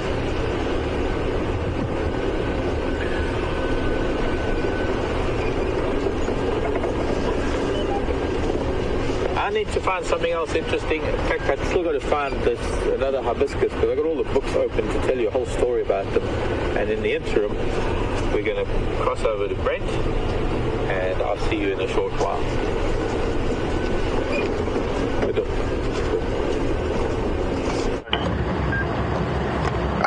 Welcome back, guys. Just stand by. I'm on the Game Drive radio. I'll be with you in a second. People are not hearing me at all. Have you guys picked up anything this afternoon? Lex, I've just come back from Chile Plain side. We got timber that's come down. There's a couple of giraffes all around the open area. Okay, great copy. Thank you very much. And what are the guys doing? Been listening to the updates on the radio, and I'll be back with you in a second. One station there at the moment, running right from overseas, is making it blow that side.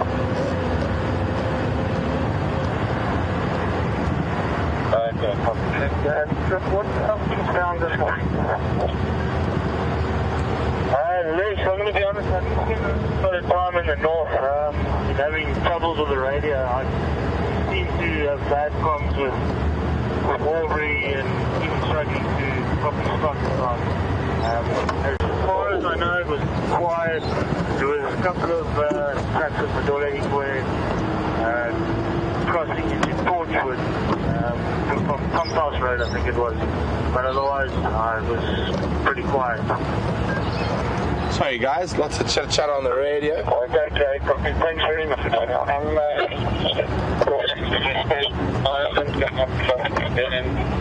I'll see where I go from there. Alright, copy. Which camp are you driving from? We've got some fresh leopard tracks here, guys. From WildEarth. Okay, Let Brian show them to you while I'm on the radio. Yeah, over to those Mongoose skunkies if you want. It's a little bit of a drive, but it's, it was nice. You see them there? So that's good. Good sign.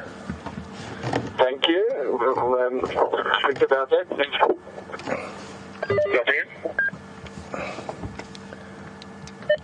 Lex, are you copying me? Yes, I'm copying you. Afternoon, Lex. Yeah, I wasn't out this morning, but as far as I know, very, very quiet. There was trucks on the crossing at Quarry Pan or Mvubu Link into Torchwood.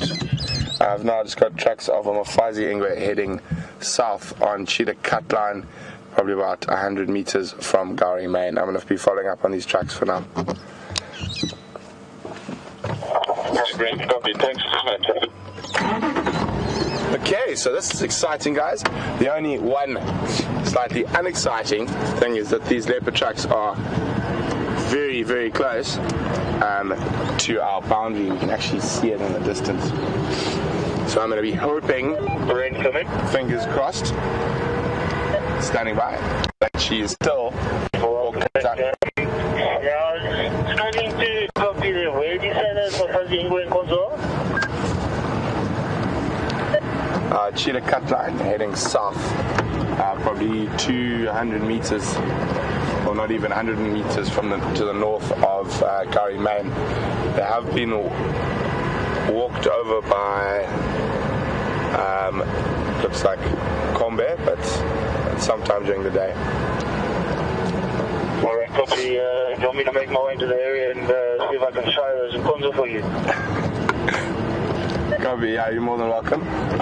Unfortunately, I think they are going to cross into Hoffman's at the moment. Alright, copy. I'm just looking to. So the tracks are still here, guys, but unfortunately we are getting a bit closer to our boundary. But there's also hyena tracks around. I think so.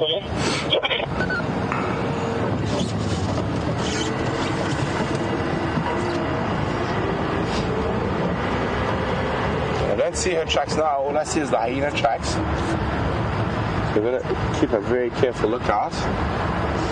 So what we're going to do is we're going to check on the boundary. We're going to check down the boundary a little bit. And then there's an old road that cuts in towards an old hyena den to the west of us. We're going to check that next. But I'm still not seeing any tracks here, but we will check very carefully now.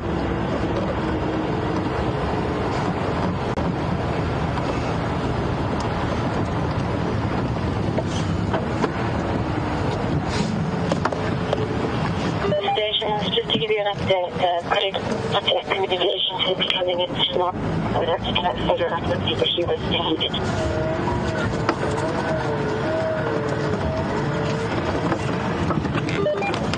Next coming from Nigel. So no trucks coming out there. That's a good sign. Go ahead. Afternoon, Lex. There's a big hurdle. So we're going to check very carefully here.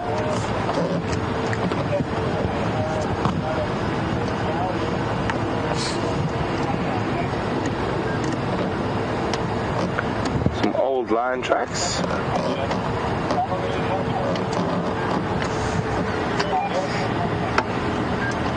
So guys, while I'm playing the tracking game, I'm going to see how much you guys remember from since I've been gone. And let me just give 1 second to find it quickly. Hopefully should be some here.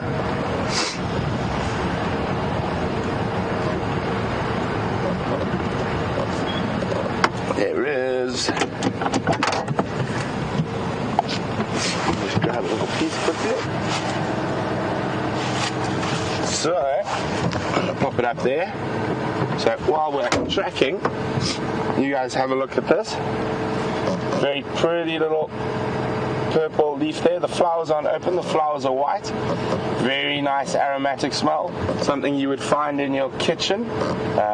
So who can remember what this is? I know we have done it a few times before, so who can remember what this is? You can send your answers to questions at wildearth.tv or use the hashtag Safari Live if you're on Twitter.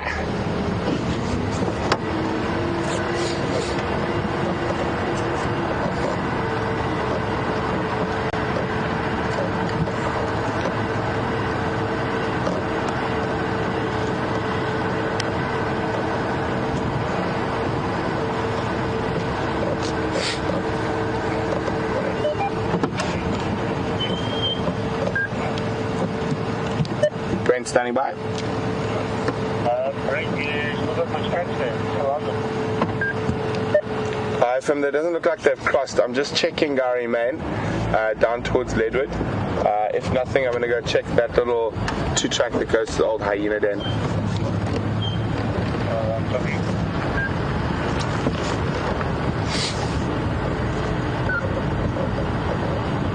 So while we're here, guys, there's some male lion tracks off to the right. These are not that fresh, probably from last night. And I know there's been quite a lot of talk. Next one's across. There we are. So there's been quite a lot of talk about that young Styx male lion who was killed last night by the two Matimbas. And what a loss it is, etc. Guys, you shouldn't look at it as a loss. It is a natural thing that happens. So as far as I know, that young male was sired by the Majingaland concession, and they are getting pushed by another pride of lions. I've forgotten their name. I think they're called the Sand River males. And then you've also got the two Styx males from a previous litter that are also putting a lot of pressures on the other lions in this area. So we've got a lot of male lions in the area, and young male lions being killed by male lions is as sad as it is part of nature. And that happened actually very close to where we are now, probably about 800-900 meters from where we are now. And I understand why some of you guys might be upset, but we must remember that it is nature, and nature will take its course. And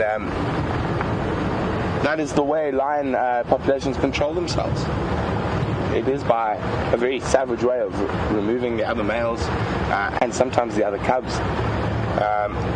And we've got to be careful sometimes not to give too much of a human twist onto things. I mean, it's very easy. We spend so much time with these animals and we're immersed in their lives. But it is important to realize that they are wild animals, and sometimes wild animals do wild things. As sad as it is part and course of nature. So we shouldn't get too upset about the loss of his life. And in his dying, I mean, I've already heard that hyenas have fed on the carcass a little bit. Vultures are going to feed on it. Your carrion beetles and other insects and that are going to make a full meal out of him. So all the energy or latent energy that's left from that carcass is going to be recycled back into the system. So it is very sad, but it is part of nature, and we need to learn to accept that.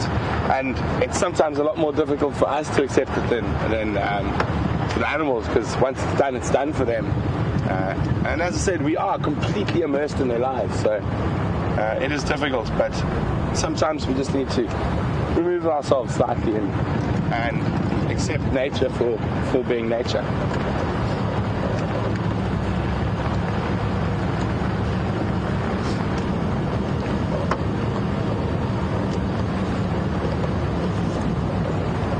So guys, while we keep checking for this female leopard track, see if they've come out, we're going to head across to Marcus and see what he's got flying around.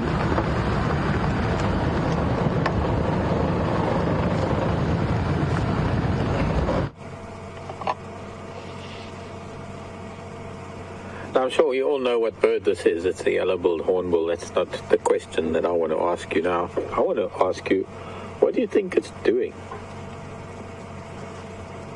Okay, Mr. Hornbill, can you keep doing what you were doing, please? Thank you. And go. and go. Craig, come here. Yes, Craig, standing by.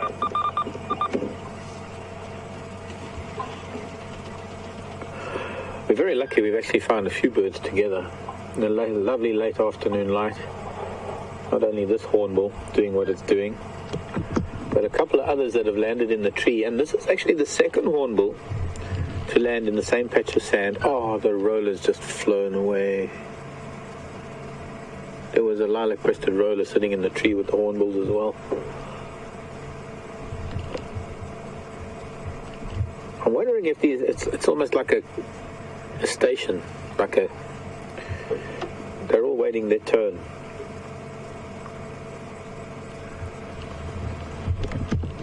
Or not, because now the whole family have flown off.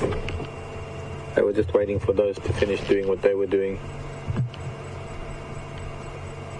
We're on Arathusa. We're heading towards Arathusa Dam, Zebra Drive.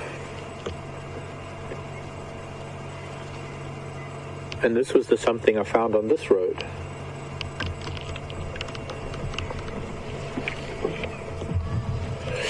There was a lilac-breasted roller in beautiful light. Can't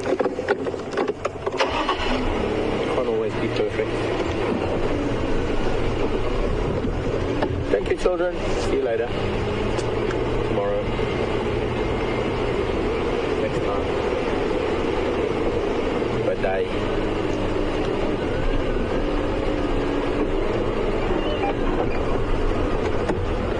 With this beautiful light, I thought we'd approach the waterhole at Arathusa and see what might be poking its head out of the woodwork, maybe coming to drink, or what dynamics there might be in the ongoing day-to-day saga of the inhabitants of a fairly large waterhole covered with Ludwigia plants and a pod of hippos and a gaggle of geese. There. Yes. There it is. Not as great as the plant I found earlier. And it's hardly much to talk about. That little fluffy white thing. No. There we go. Sorry.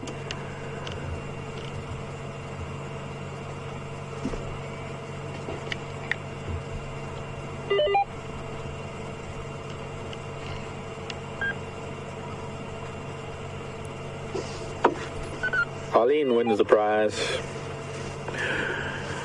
saying that the hornbill was dust bathing to rid itself of lice and, yes, probably fleas and other insects, other parasites. This was a beautiful little flower, and unfortunately it isn't flowering at the moment. Funny enough, last week when I came back here from home, I have them growing around the house at home, and they are flowering. They're a beautiful white flower in the mornings, and as the day wears on, they turn a very, very pale pink and then a very deep pink, and then just before the flower closes for the day, and it only lasts a day, it goes crimson color. And I'll show you the flower here. It is known as the Pavonia. Well, this is very similar. This is not the same Pavonia as this one in the book, but it's the closest I can get out of all of my flower books. It is a Pavonia. It's called Pavonia columella.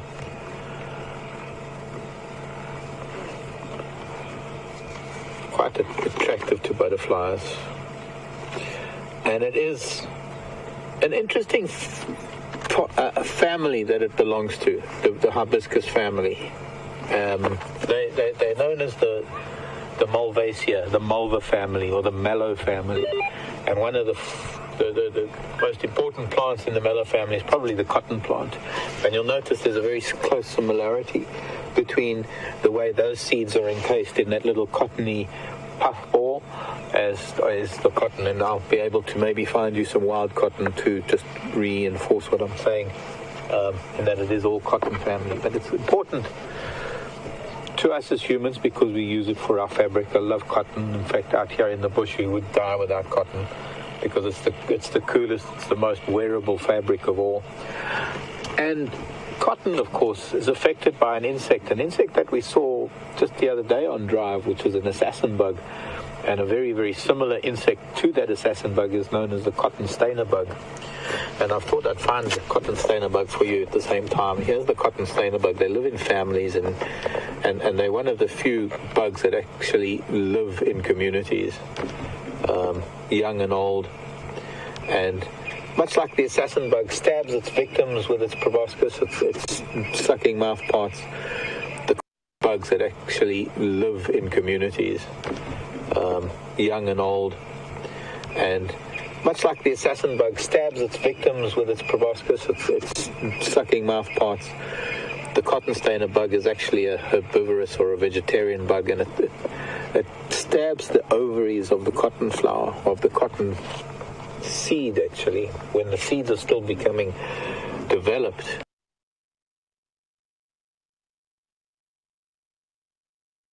True bug.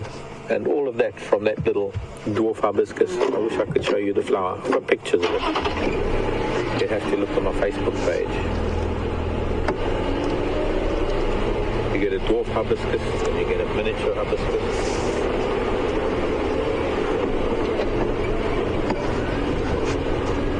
Actually, that's the miniature, not the dwarf. The dwarf hibiscus is a crimson flower already.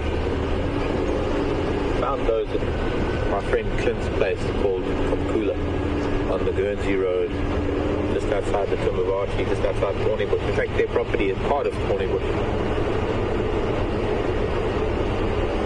For those of you who have been with us since the Thornybush days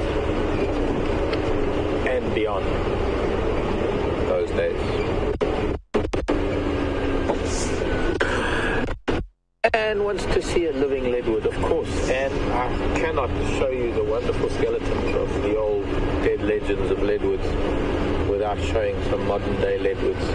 And some of them, I believe, would have survived that drought, but some of them are invariably a lot younger than that terrible drought that probably would have killed off so many 600 years ago. I need to do some more research into that. I'm sure Sharon in Austria might possibly look into it. It's a very interesting subject.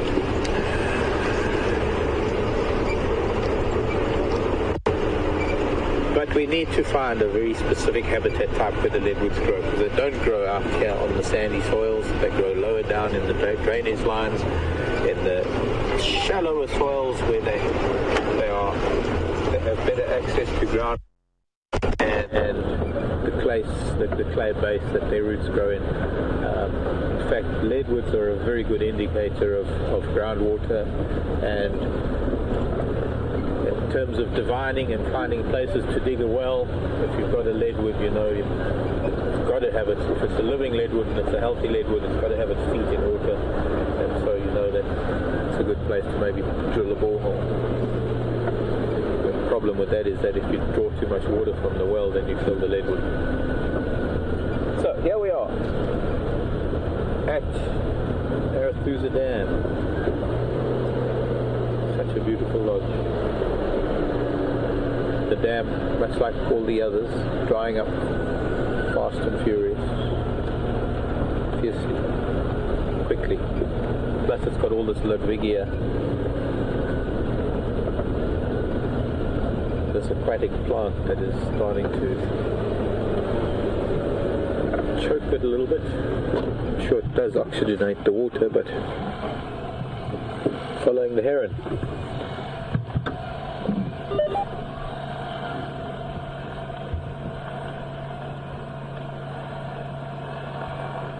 Grey heron flying off to its nest or roost for the night.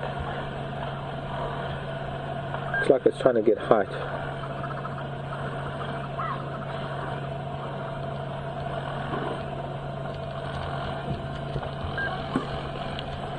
A lot of work going on at the lodge. There was a bit of work going on yesterday, and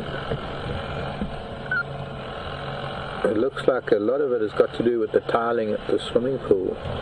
They had a lovely room flow pool, and it looks like that all this noise has been taking off the tiles and probably going to replace them all.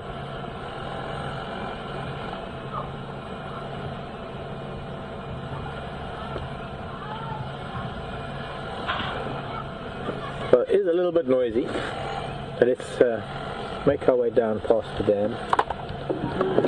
I can see some geese. Other than that, not much happening. I guess it might have something to do with the fact that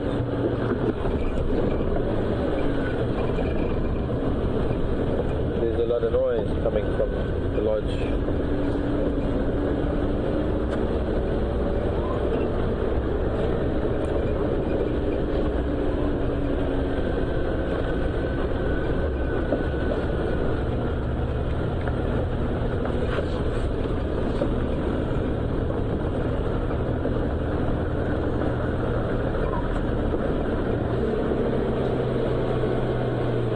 Gotta go to Brent, go, quickly go.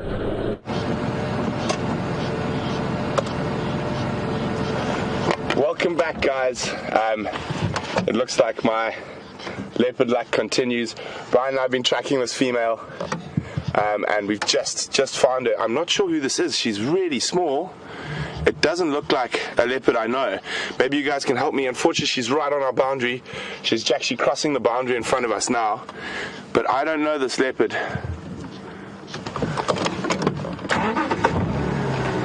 I'm just going to let the other game drives know who might be able to follow her. Craig, coming. I've located on a fuzzy Ingwe on Cheetah Cut Line. She's crossed into Torchwood at the junction with Mamba Road. Oh, copy, fantastic. Thanks a lot. I'll follow up there. Which is my fuzzy Karula? Negative. I don't know this leopard. Alright, thanks. I'll make my way that side. How close are you? I'll try to keep visual with her as long as possible. I'm just at Gary Dam at the moment, about to cross the dam wall. Okay, copy. I will drop a branch. Sorry, my correction on that direction is that she's crossed into Torchwood at the junction with Leadwood, not Mamba. No problem, just leave a branch for me. That'll be hundreds. Thanks, man. So guys, we're going to keep trying to check what leopard is. I don't know that leopard. I don't know about you guys. We are on our eastern boundary. She looks quite young to me, so I mean, this is normally very much Karula country. Just trying to get you guys into the best spot to see. I'm hoping she starts trying to go a little bit more parallel to us. A couple of Duggar boys at Gary Dam. Rather than going further into the block. But we've been tracking, and then suddenly heard the squirrels and some cisticulars, small little birds, start alarm calling, and I just stopped the car. And Brian was even saying to me, "Oh, your leopard luck's running out. You've only got an hour and 5 minutes to find one." Oh, she's climbed up a tree. She might give us a better view now.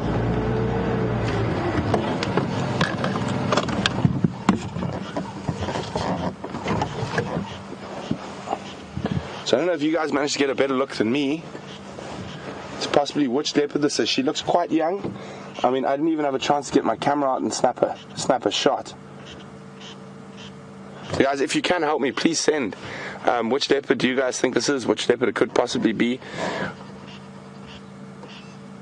I'm very sure it's not Karula, just from that look I had. The colour scheme is quite a bit darker. And definitely didn't see the wow on her forehead.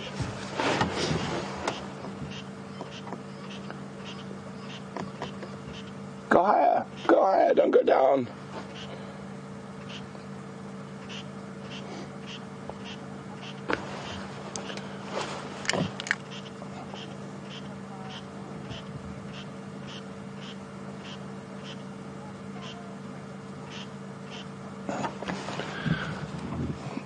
Hi, Jeffrey from Texas. Jeffrey says it looks like shadow ? Again, Jeffrey, I don't think it's shadow. Again, the color scheme, she looks a lot younger than shadow. The ears aren't as tattered. Hopefully you guys managed to grab some screenshots there. As I said, it was such a quick sighting. I was so excited about finding her. I can still see her tail there. So we're going to try to keep alongside her, or keep her in visual for as long as possible.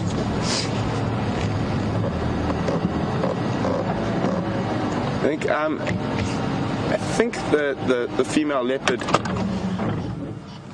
that is seen from to the further east to us is Tundi, which is another one of Karula's offspring, but I'm not sure. I've never seen her before.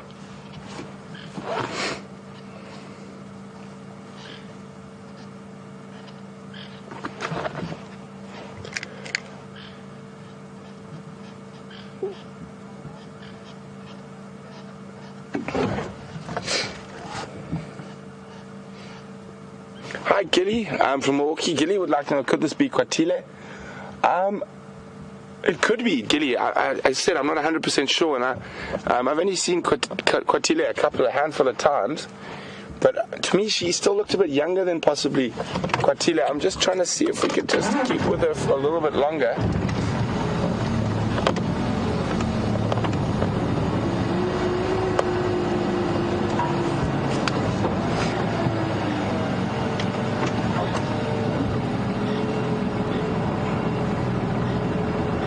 And Brian and I have just been chatting while we were off air about how strange the tracks are at the moment, like up and down and in and out.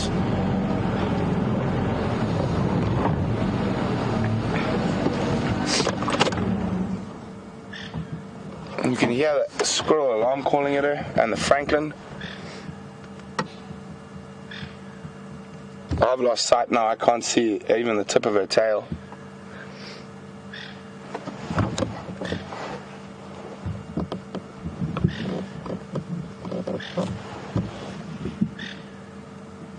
I mean, it is possible she could be a female leopard coming out of territory to mate. That's why she might be not one that we're used to. But, it's just really interesting to me. I'd really love to know which leopard this was. Very exciting stuff. And nice to know I've still got a little bit of the luck. The leopard man. The leopard luck.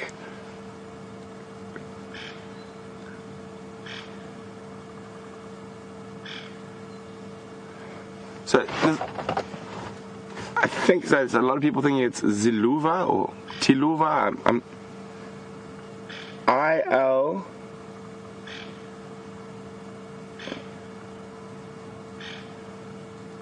X-I-L-V-U-A.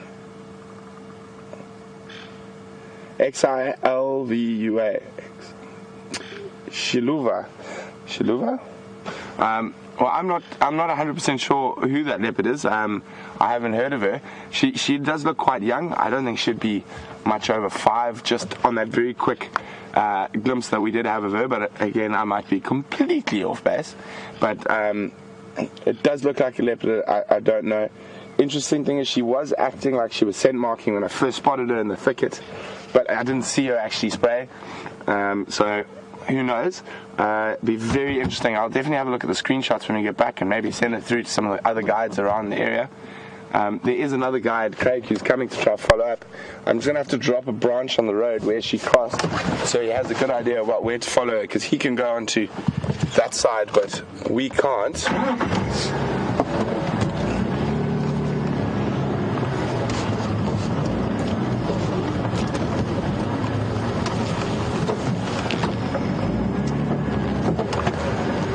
Correct. Good afternoon. Able here?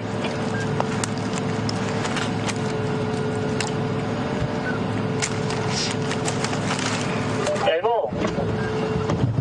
So apparently this leopard might be the cub of Inkanyeni, who I know is to the north of us. And they have started being seen alone, independents, quite a lot recently. So which means about the 2 to 3 years. Plains open, south of Plains Pan, Brent from its Torchwood, Cedar Plains, junction with Leadwood. I think there's some in Yari, It's such a pity we can't follow in there. But hopefully this could be very interesting if it is a new leopard for me.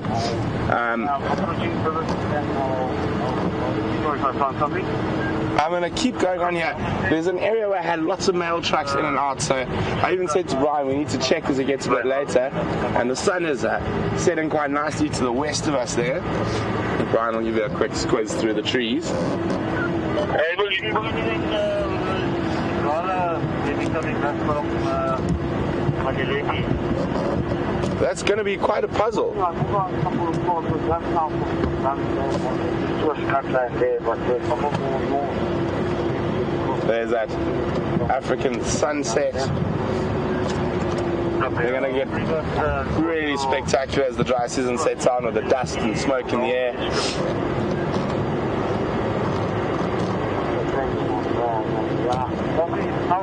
I'm really puzzled, guys. Negative Very, very beautiful leopard though, so pretty. But definitely very young. Craig coming.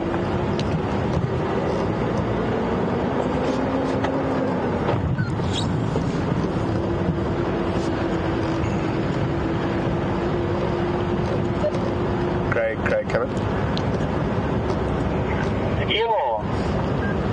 I've dropped a Terminalia branch. She was due east of that branch when I last saw her, probably 150 meters into the block. Very young Wafazi. I haven't seen this Ingwe before. All right, thanks. Yeah, it might be Xiluva, one of Inkanyeni's Mafazi, Mongoose. Ah, copy. Yeah, she look very young. Sorry, confirm the pronunciation on that again. Xiluva. Xiluva, yeah, but I think there was another Mafazi Ingwe a couple of years ago, also that name. Yeah, Combo is the younger daughter, and Xiluva is Mafazi. Copy. Do you know what Xiluva means? Flowers, or flower. Copy. Thanks very much, Craig. No problem. So there we go. It could be Xiluva. I think that was the pronunciation we were trying to get earlier. Xiluva means flowers or flower in Shangaan. And she is, or possibly, I'm saying we can't say for definite, would be the daughter of Inkanyeni, which is from the north of us. And she might be getting to that age now that she is independent, starting to look for a bit more independence. Yeah, female leopards generally will become independent earlier than males as well. But as I said, definitely a young female, perfect ears, no sort of bite marks, and very few scars on her face. She almost looked to me a little cubbish, but I definitely hadn't seen that leopard before. That's really exciting. Could be quite an interesting female leopard dynamic developing at the moment.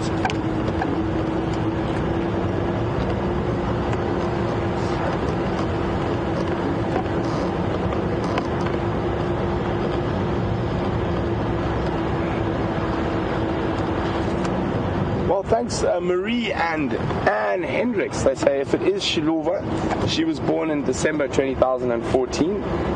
So not even a year old yet, and already starting to show independence. I have heard of female leopards going independent at as young as 8 months though.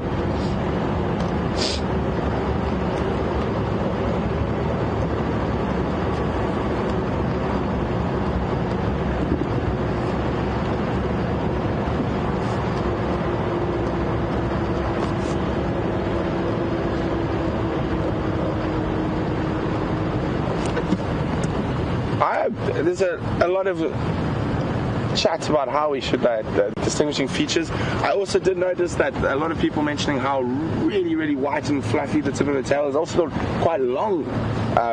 So that is also quite interesting. But as I said, I didn't see her long enough to grab too many really distinctive features. I just saw quite a young face and small body. But yeah, for me, the tail looked incredibly long and that real white fluff on the end.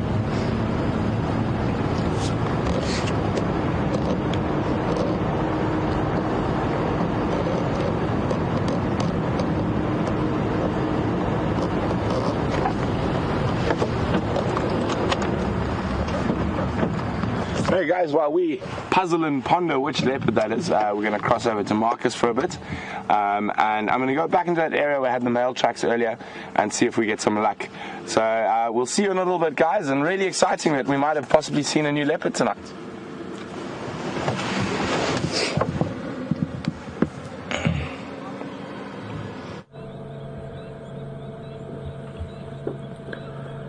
So I think I'm doing pretty well with this challenge this afternoon. Hi everybody, welcome back to the jigger. And I'm going to try and move forward to see what we're seeing a little bit better, because they're moving away. I've been sitting very quietly waiting for them to get closer and closer. And this is a wonderful story, because some of you who've been viewing us for some time now will remember finding a little nest with some plovers, crowned lapwings, crowned plovers, eggs, 2 little eggs. And well, I know that Brent came by. Oh, well done Brent, by the way. Gosh, I wasn't even thinking. Brent comes back and a leopard wags a tail over the corner of the property. Isn't that something? That's just, thanks Brent, broke our drought of leopards. But, so this is about the closest I'm going to get for now. And it has taken probably about 15 minutes for these adults to let us get close to the chicks, and now she's feeding them. And you can see she finds something and she bends down and probably makes a noise, just like a chicken would do with her chicks. Makes a little noise for the youngsters to come and investigate so that they can learn what is food. And she's got that lovely white rump that when she bends down, it's almost like a flag telling them, here I am. First one to get to me is the one that gets the worm, or the grasshopper, or the whatever is moving. 2 little chicks. There were 2 little eggs. Make up your own story. I think it's a wonderful little story. And we can see why they were getting so upset with that secretary bird today.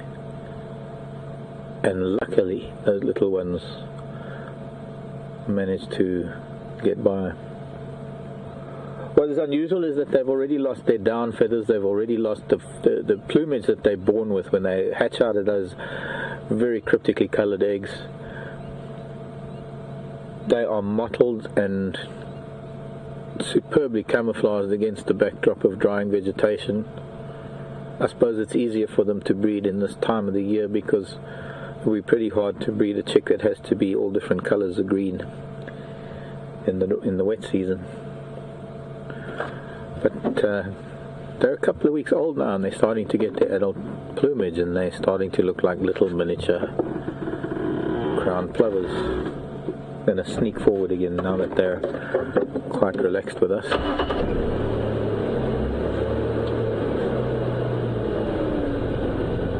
I would expect the secretary bird's flown away by now, or into a tree somewhere, because it's not going to be very safe for a secretary bird on the ground.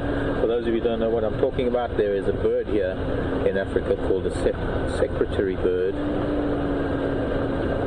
It is quite a remarkable bird of prey. Very, very long legs. It stomps around the grassland, stamping its prey to death. Interestingly, this very limp orange thing where they are is the windsock for the airstrip.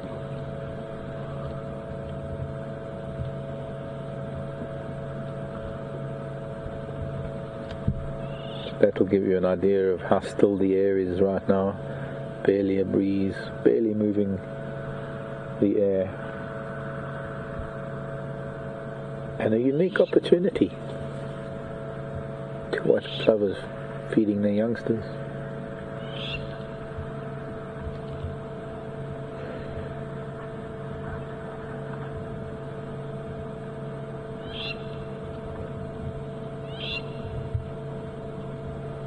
There's another member of the family on the other side of the airstrip just mentioning to this one that there are Impala running across.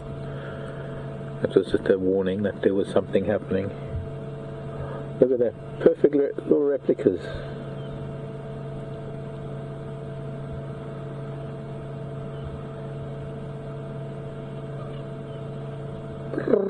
She's purring at them to follow.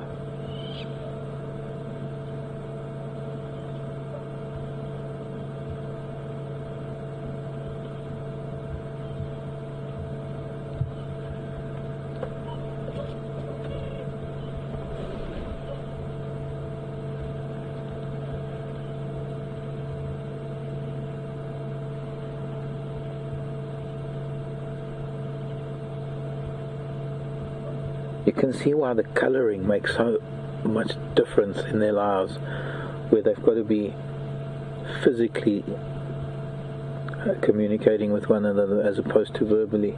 And those very distinct markings on her forehead and the dark lines through her eyes are all there to sort of like pointing an arm and a finger and dotting the spot. That's almost what it is with the very red beak. It's telling the chicks, here's your food, and for the few weeks that they're going to be with her, they got to learn quickly. After that, they're on their own.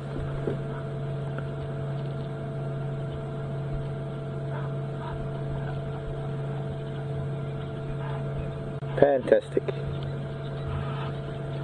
With Impala rutting up ahead. Maybe we'll go and see what they're about. Maybe the zebra will be coming back to the airstrip.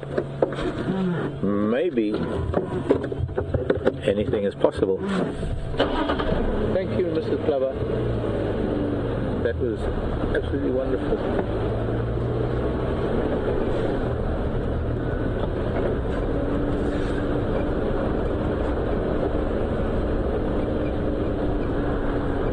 Kind of speechless.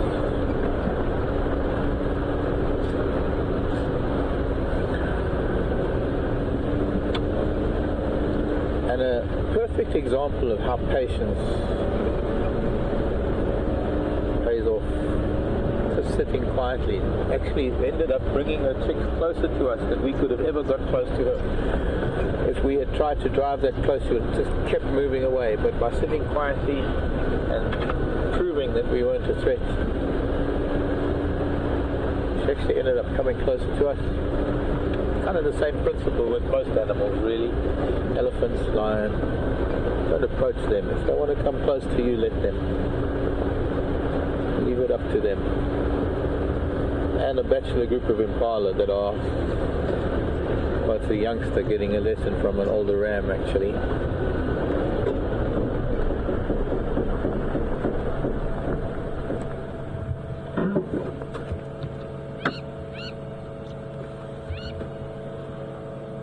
I have no idea what that car is doing there.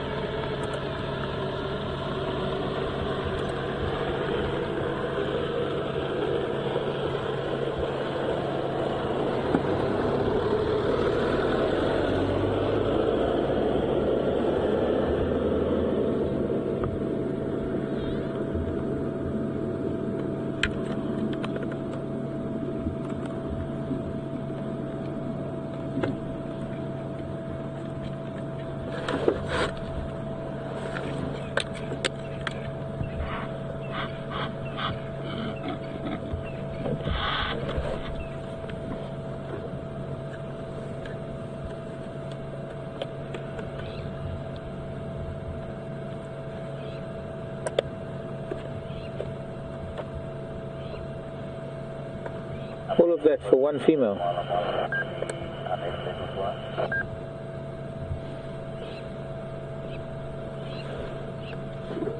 He's got one.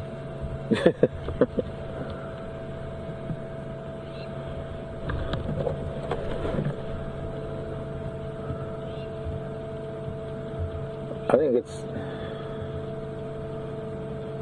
That's probably her son in the background there, the youngster. The young male in the background that he was trying to chase off.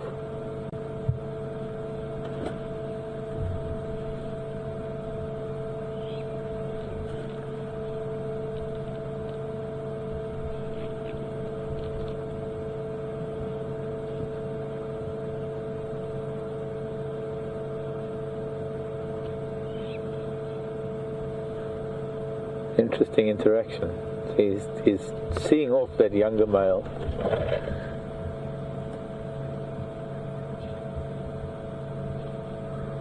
Oh, there's a second youngster there. Almost as though, go to your bachelor herd, and then he's coming back, being watched by the two youngsters, coming back to herd this female, who doesn't want to do what he wants her to do.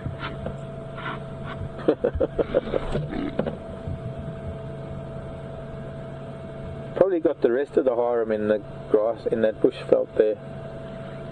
Probably the rest of the herd is in there, and she just wanted to find another Romeo. He's obviously not treating the ladies very well, but that's just the nature of Impala at this time of the year. Testosterone levels are high.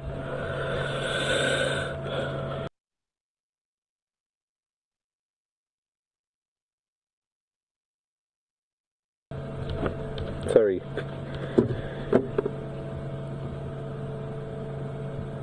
Yeah, getting you back there on the camera.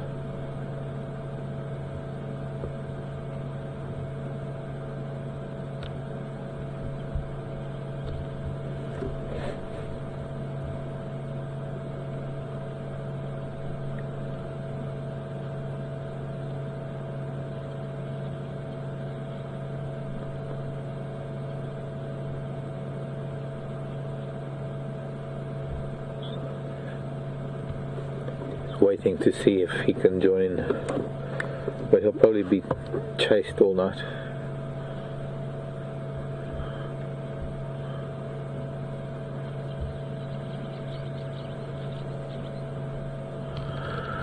Hello Grace in Dallas. Let's move along. We've got limited daylight and miles to cover. And a Swainson's Franklin, Swainson's spurfowl running across the road. I suppose this does get in the way sometimes. There's a Swainson's Franklin's spurfowl. Actually, they were in the background at one time when we were watching the baby plovers.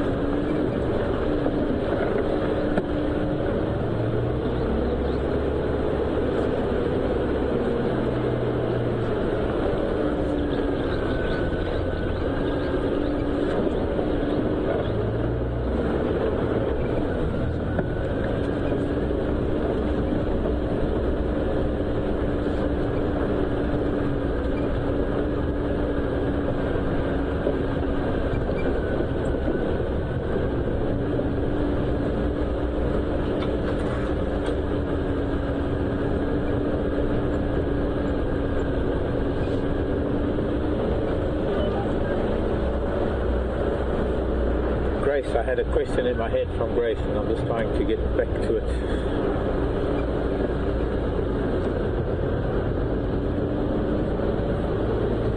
In my head, but I've forgotten already.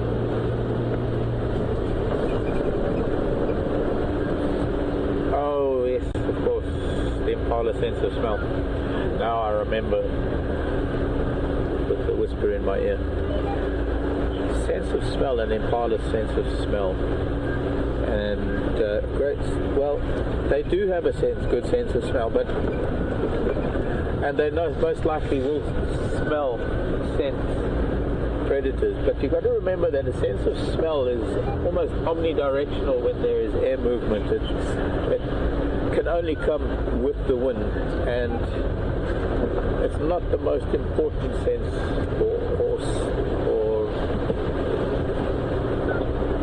not the most important sense that is relied on as much as hearing and sight. Hearing and eyesight are probably the two most important, and that's why they have those lovely big ears to be able to hear a lot finer sounds than we could ever hear.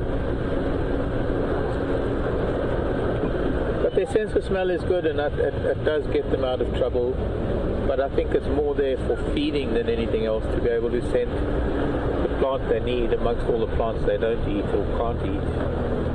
That must help for a large proportion, or rather that must be a large percentage of what their sense of smell is all about. They no doubt they no doubt can smell the likes of predators when they've been killed and when they've. But I think if they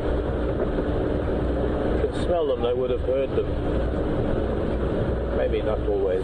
Maybe sometimes the predators get the better of them and come from downwind and surprise them. And if it was any other way, the predators would eat, and the herbivores would become overpopulated. Everything needs a predator,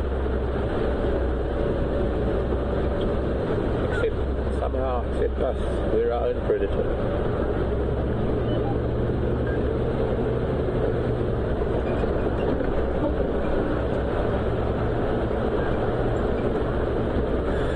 Penny Pine wanted to know if I've ever visited the Sequoia National Park, the redwoods, Sequoia redwoods. I didn't get to Sequoia, Penny Pine, but I did get to the big state redwoods. Gosh, I must think. I got to Nicene Mark. I think that was also the epicenter of the 89 earthquake, if I'm not mistaken, somewhere down in Nicene Mark area, near Capitola, Aptos, that area. There was the Henry Cowell, I think, Redwood State Park. Henry Cowell, I think, was one of them. But yes, a lot of the redwood areas around, like between San Jose, Santa Cruz, and Aptos. Capitola, down onto sort of halfway down Monterey Bay. I think that's where that's where I spent a lot of time hugging redwoods, walking around the redwoods. But they weren't the giant sequoias, and I didn't get when we went up to San Francisco. In fact, from there, when we went up to Oregon, in fact, then we went through some of the big redwood parks. But what was most amazing was that the night that I landed in California, it must have been 10 in the evening, I don't know, it was late, because it was spring, and I think the sun was going down, and it could have been 8 in the evening, 7 or 8 in the evening, but it was dark. Landing in San Jose and driving over the mountain on the back roads over to well, not quite to Santa Cruz, but to Aptos. I suppose through Los Gatos, and from there the back roads. And the first time Sandy stopped the car, which was an old Volvo, a little grey Volvo, was on the mountain pass, and there were just redwoods, and there was dead silence. And I'd been flying, I'd been in Europe for over a month, I'd been in ski villages, I'd been in very intense city circumstances. And I suddenly was standing in this little redwood forest without any artificial light, and I could actually touch a redwood. I've actually got those leaves from that night still in one of my tree books. In fact, I think it's the tree book at home, the Coates Belgrave trees.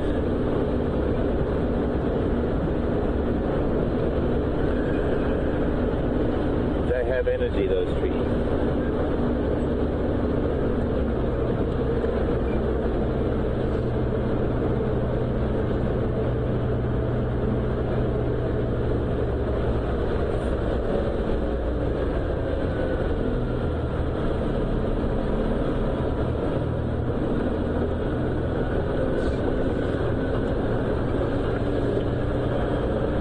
Well, Max,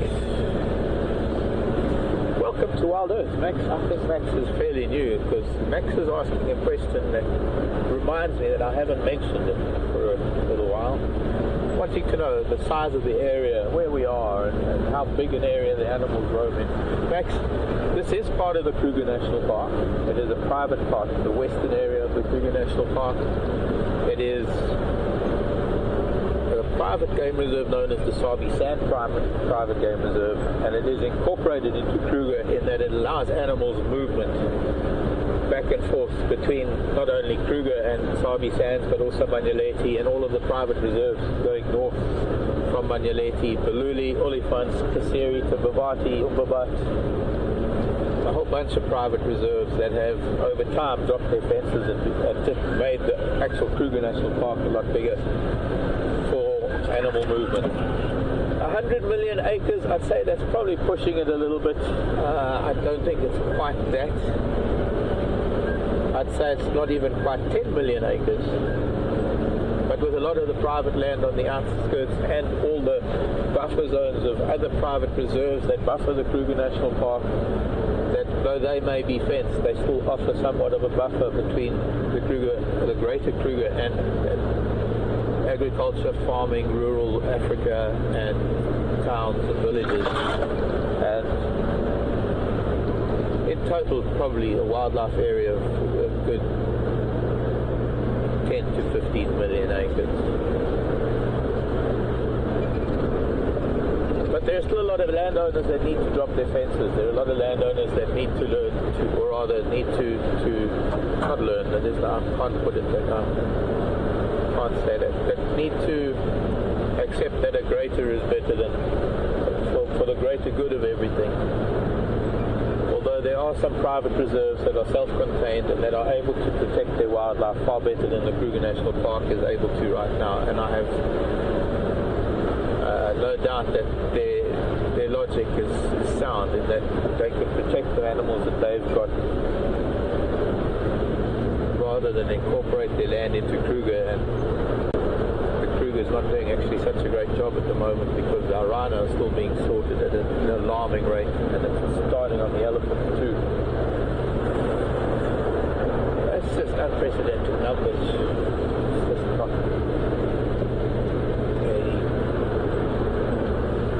sustainable situation.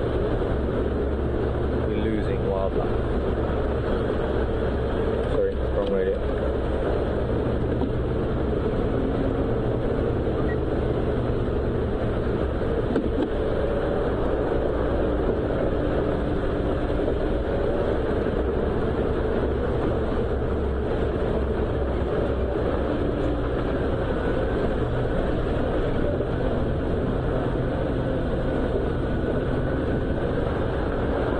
In Pennsylvania is asking about the porcupine. There was an earlier question about a porcupine, also from being diurnal, nocturnal, and well, being nocturnal. Let's do Zoe's Road. That's a good idea. We're going to go the whole of Zoe's Road because we're going to get to Impala Plains and go up to Sandy Flats because there'll be porcupine down there. Maybe we'll be lucky. Porcupines. What is the predator of a porcupine? And Happy Cub is saying that the only predator is a fisher. Really? Kind of a stoat, if I remember correctly. A weasel family, which would be a mustelid, which we don't get here. The only mustelid we get is the honey badger, mustelid. But the only predator I know of a porcupine is a leopard. And it takes a lot, actually, for a leopard to learn how to kill a porcupine. It's not an easy thing. Because anything that tackles with a porcupine, and our African porcupines, I think, are a lot worse than other porcupines because the variety of spines on an African porcupine far exceeds even the barbed spines. And Paula, I know we've had this argument, Paula, a friend of mine in Minnesota, who has raised porcupines in North America, gorgeous little porcupine named Mendy, who was actually named after my father because it was born on his birthday, but that's another story for another fireside chat. But our porcupines are quite vicious when it comes to defending themselves. They'll poke their nose into a bush with just the spines, all the quills sticking out, and they will actively back up into their aggressor. Porcupines cannot shoot their quills, but they do come out fairly easily. They're constantly losing quills. As you've noticed, we're always picking up quills off of the ground, off of the road, because they like to walk on the road.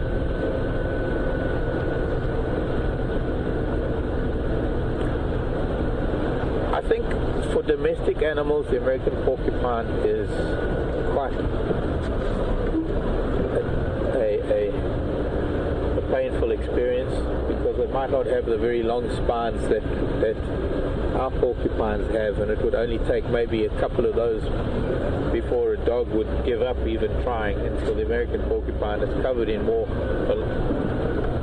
numerous smaller barbed spines. And for the poor animal that does get into a porcupine, it's getting those barbs out that probably requires anesthetization. And our porcupines don't really have much of a barb. There's a little bit of a serration to some of the tips of the quills, and I promise you, being pricked by just a single quill is painful, because there's a lot of dirt, there's a lot of muck. You got to remember that those quills are brushing up against the tunnel entrance all the time, all the muck and everything else that goes along with it. There's a lot of bacteria. Just a lot of bruising that goes along with being stabbed by. I've done it a few times. I've been stabbed in my lower arms, and that's because I'm silly, because I will insist on putting porcupine quills and feathers in the dashboard of my vehicle, and sometimes when I reach across to lift the windshield or to reach something, I've been poked, and it causes bad bruising, and it's just very painful. Not easy for an animal to get to a porcupine.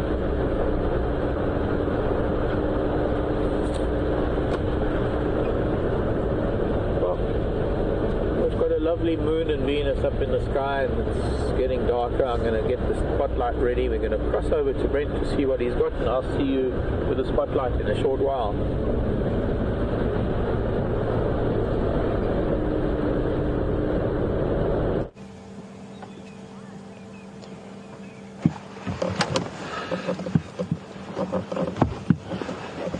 Welcome back, everyone. Brian and I are now on the northern boundary. We checked around Buffelshoek Dam again a bit. It does seem the last of the leopard tracks, male leopard tracks we had, were going north. East. So we've just been enjoying this fantastic sunset. Obviously we're all still on quite a high after finding a leopard we haven't seen before. But before we get too focused on the big things, I asked a question a little earlier about that little guy there, and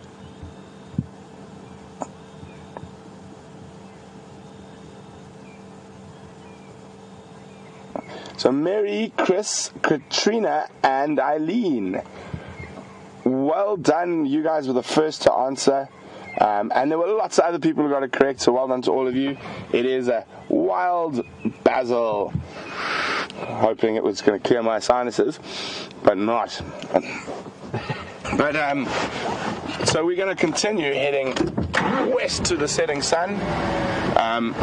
From the last I heard, the tracks of the Inkanyeni Pride crossed west into the Manyeleti Game Reserve.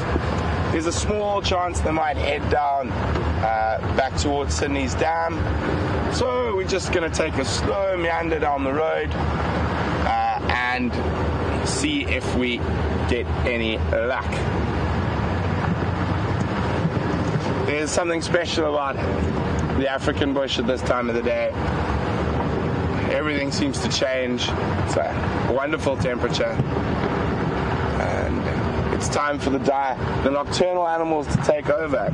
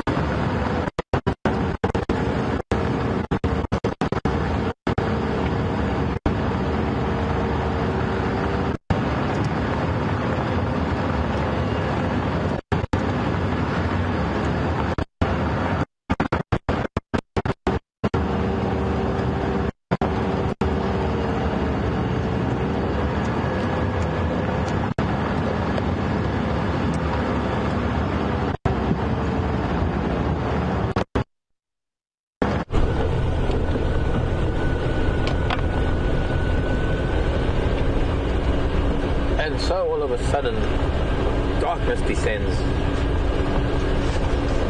And the dark continent, once again, hides its secrets from those diurnal primates.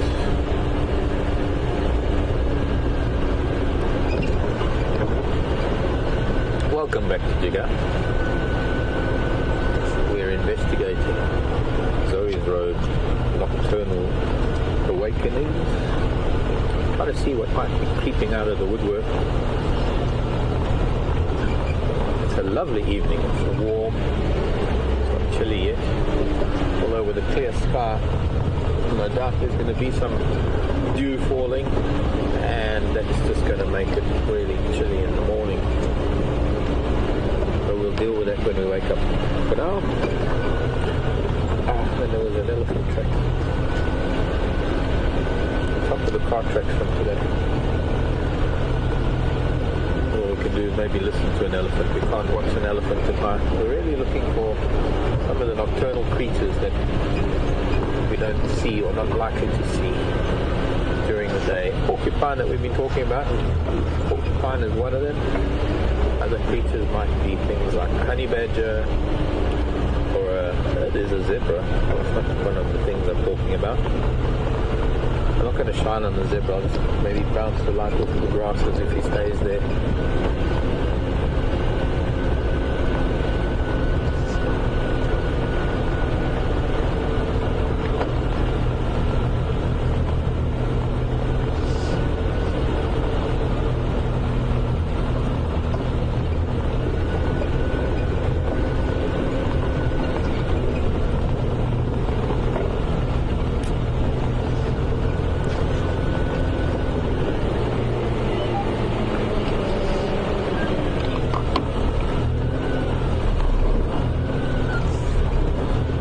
I know.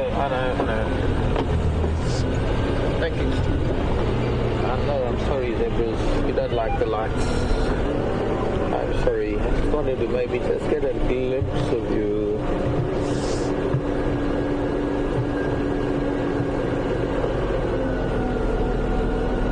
I had the other one on Twitter. There's 3 zebra. Hopefully they'll be around here in this open area tonight. But it's not one of the things that we really want to be putting our lights on at night, because they are diurnal animals. And he was actually looking up this way, and it could mean that there was something here. Question was coming in whether the birds actually engage in anting behavior here in this part of the world. We were watching the hornbill earlier having a dust bath, and dust bathing is a very important bodily hygiene. Active bodily hygiene. Anting is a very similar thing, except instead of using dust to control parasites and to control to clean themselves, they actually birds use ants, and usually they formicine ants, ants that secrete acids, and the acids help to oil, or rather add to the oils in the feathers to help act as natural sort of insecticides. But also there are times when birds ant, they will actually sit amongst a group of ants. They agitate the ants by almost behaving the same way that they do when they're dust bathing, and they force these ants, especially the pugnacious ant. I think that's one of the ant species that is most widely used, because the ants don't really want to do anything to the bird, but they will roam all over it looking for things, and they're likely to actually pick mites and fleas and things, ticks off of the bird's body. But yes, a lot of it has got to do with the defensive liquids that ants will produce. And sorry, I'm on your side here. And use those fluids to help maintain bodily, or maintain their hygiene, maintain their parasite loads. Liam and I have decided that he'll take the left, I'll take the right, and we're going to try and find something nocturnal for you. So while we're heading up towards the Impala Plains, go over to Brent, and I'll see you in a bit.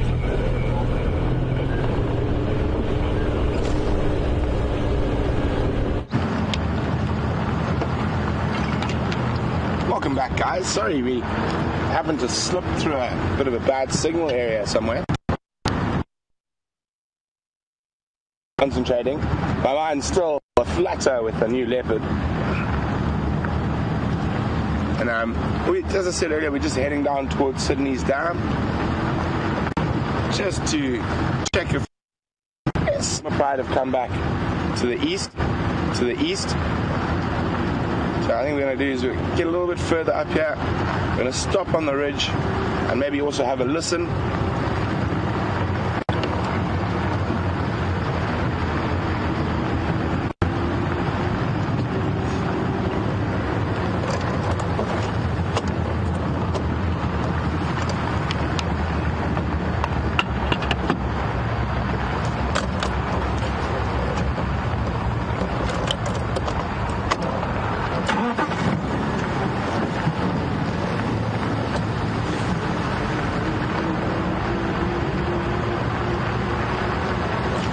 So, since I like the collective noun game so much, James has decided, he put out there in the Twitter sphere, what would be the best collective noun for a group of WildEarth presenters, and I'm just going to get everyone to go through. I'm just going to get them to go through them one by one again.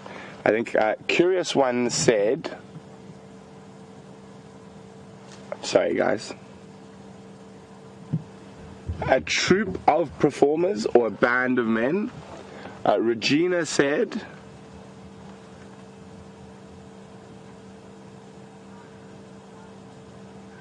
a knowledge of WildEarth presenters. Thank you very much, Regina.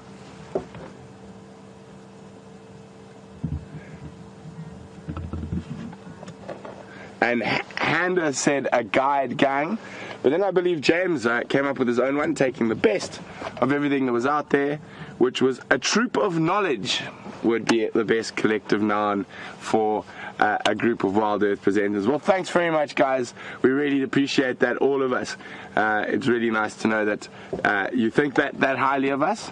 So we're just going to sit here quietly. I'm just trying to listen. What I might do is just edge off the hill and sort of freewheel down towards Sydney's. But it is this incredible stillness at the moment. Cannot even hear a bird, an owl, not even an insect.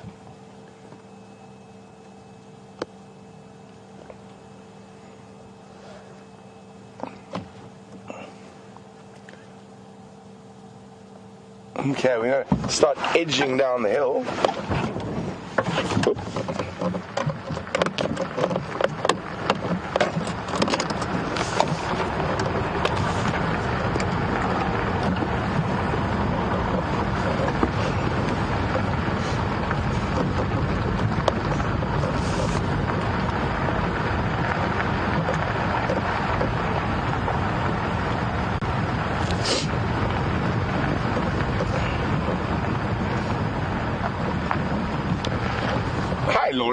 Laurie said she heard Peter once say that elephants quite often will communicate in a frequency that's lower than we can hear, 2/3 of the time. And she was wondering what other African animals communicate in frequencies we can't hear. Well, I would think quite a lot. Definitely all the bat species. And I'd say quite a few of your smaller rodents, the mice. A lot of their squeaks and whatnot we would never be able to hear. And I believe, and that it hasn't been 100% proven yet, but I have seen some initial research into this, that even lions and leopards, there are tones to that call that we can't hear that enable them to hear their calls from further away. So, very, very interesting stuff there. Probably can hear frequencies and stuff that we can't.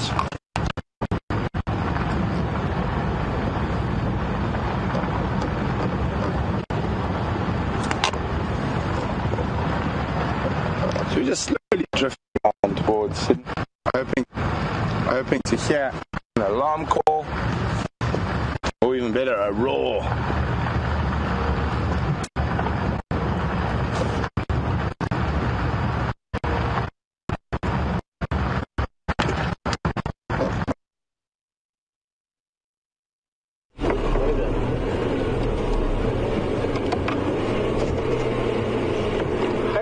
everybody.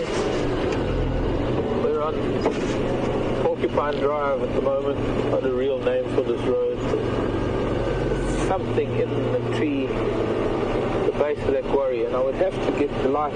Maybe VM, you use that light, you might get it. It's a night jar. It's a night jar. Oh, still.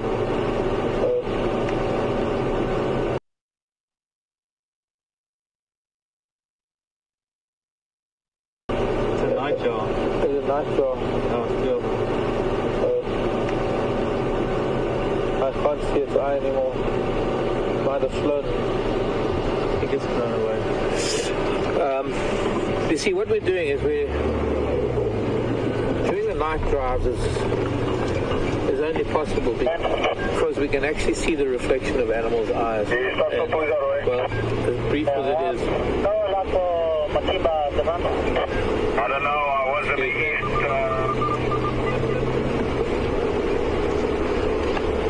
The eyes reflect the light back almost instantaneously, if not the speed of light. And it allows us to pick out those animals even deep in the bush. But we tend not to want to shine on the animals for too long because it is, after all, a white light.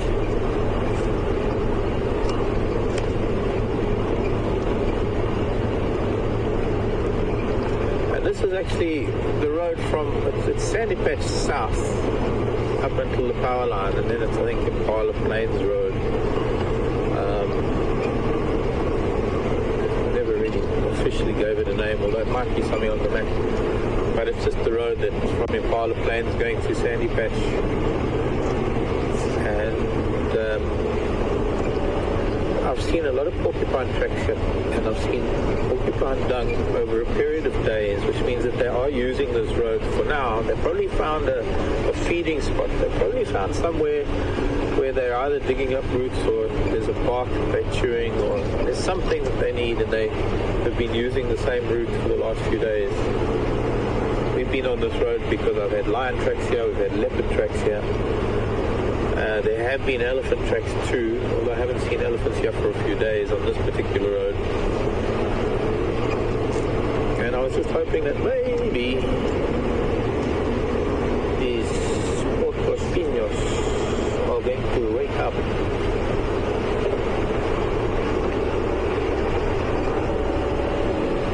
Iron pigs, if I have to translate directly from the Afrikaans, Eastervat.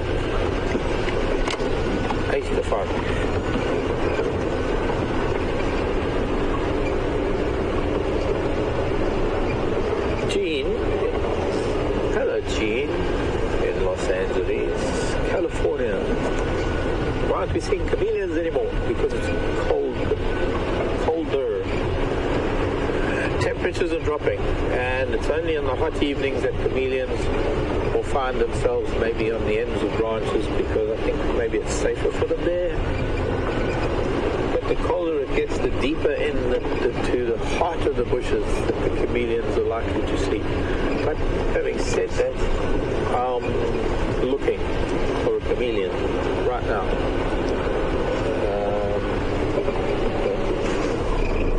Chameleon. Okay, 10 points. We have first chameleon. But it is a little bit harder to find chameleons this time of the year because the air is so much colder that they need to be a lot more sheltered. They will find cracks and crevices and hollows. They don't hibernate as such because they'll be out during the day. Or maybe just poking their heads out. They don't go to sleep the way some things go into full hibernation. But their metabolism does slow considerably. And being reptiles, they need the sun to warm up, to move around, to get energy. There's a nightjar in the road.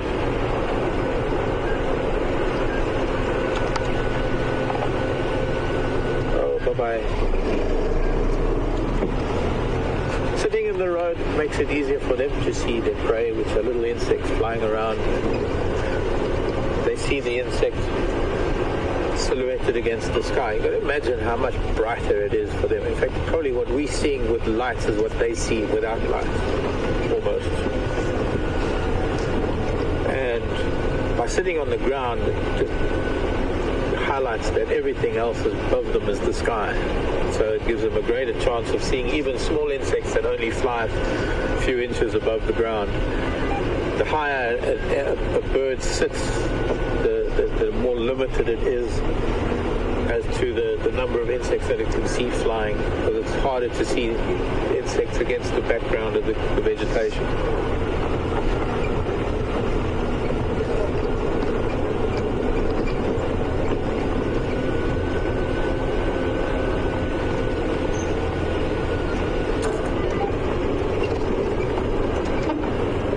Take a few evenings of driving this road to see if we could find a porcupine. Clearly tonight, not tonight, I don't think, unless there's something around the bend beside me. I've had a lovely evening. I think I've managed to find something on each road, even if it wasn't a hairy, scary tooth and claw fierce animal. There we go, saber-toothed rabbits. They'll attack you like there was in the Monty Python movie.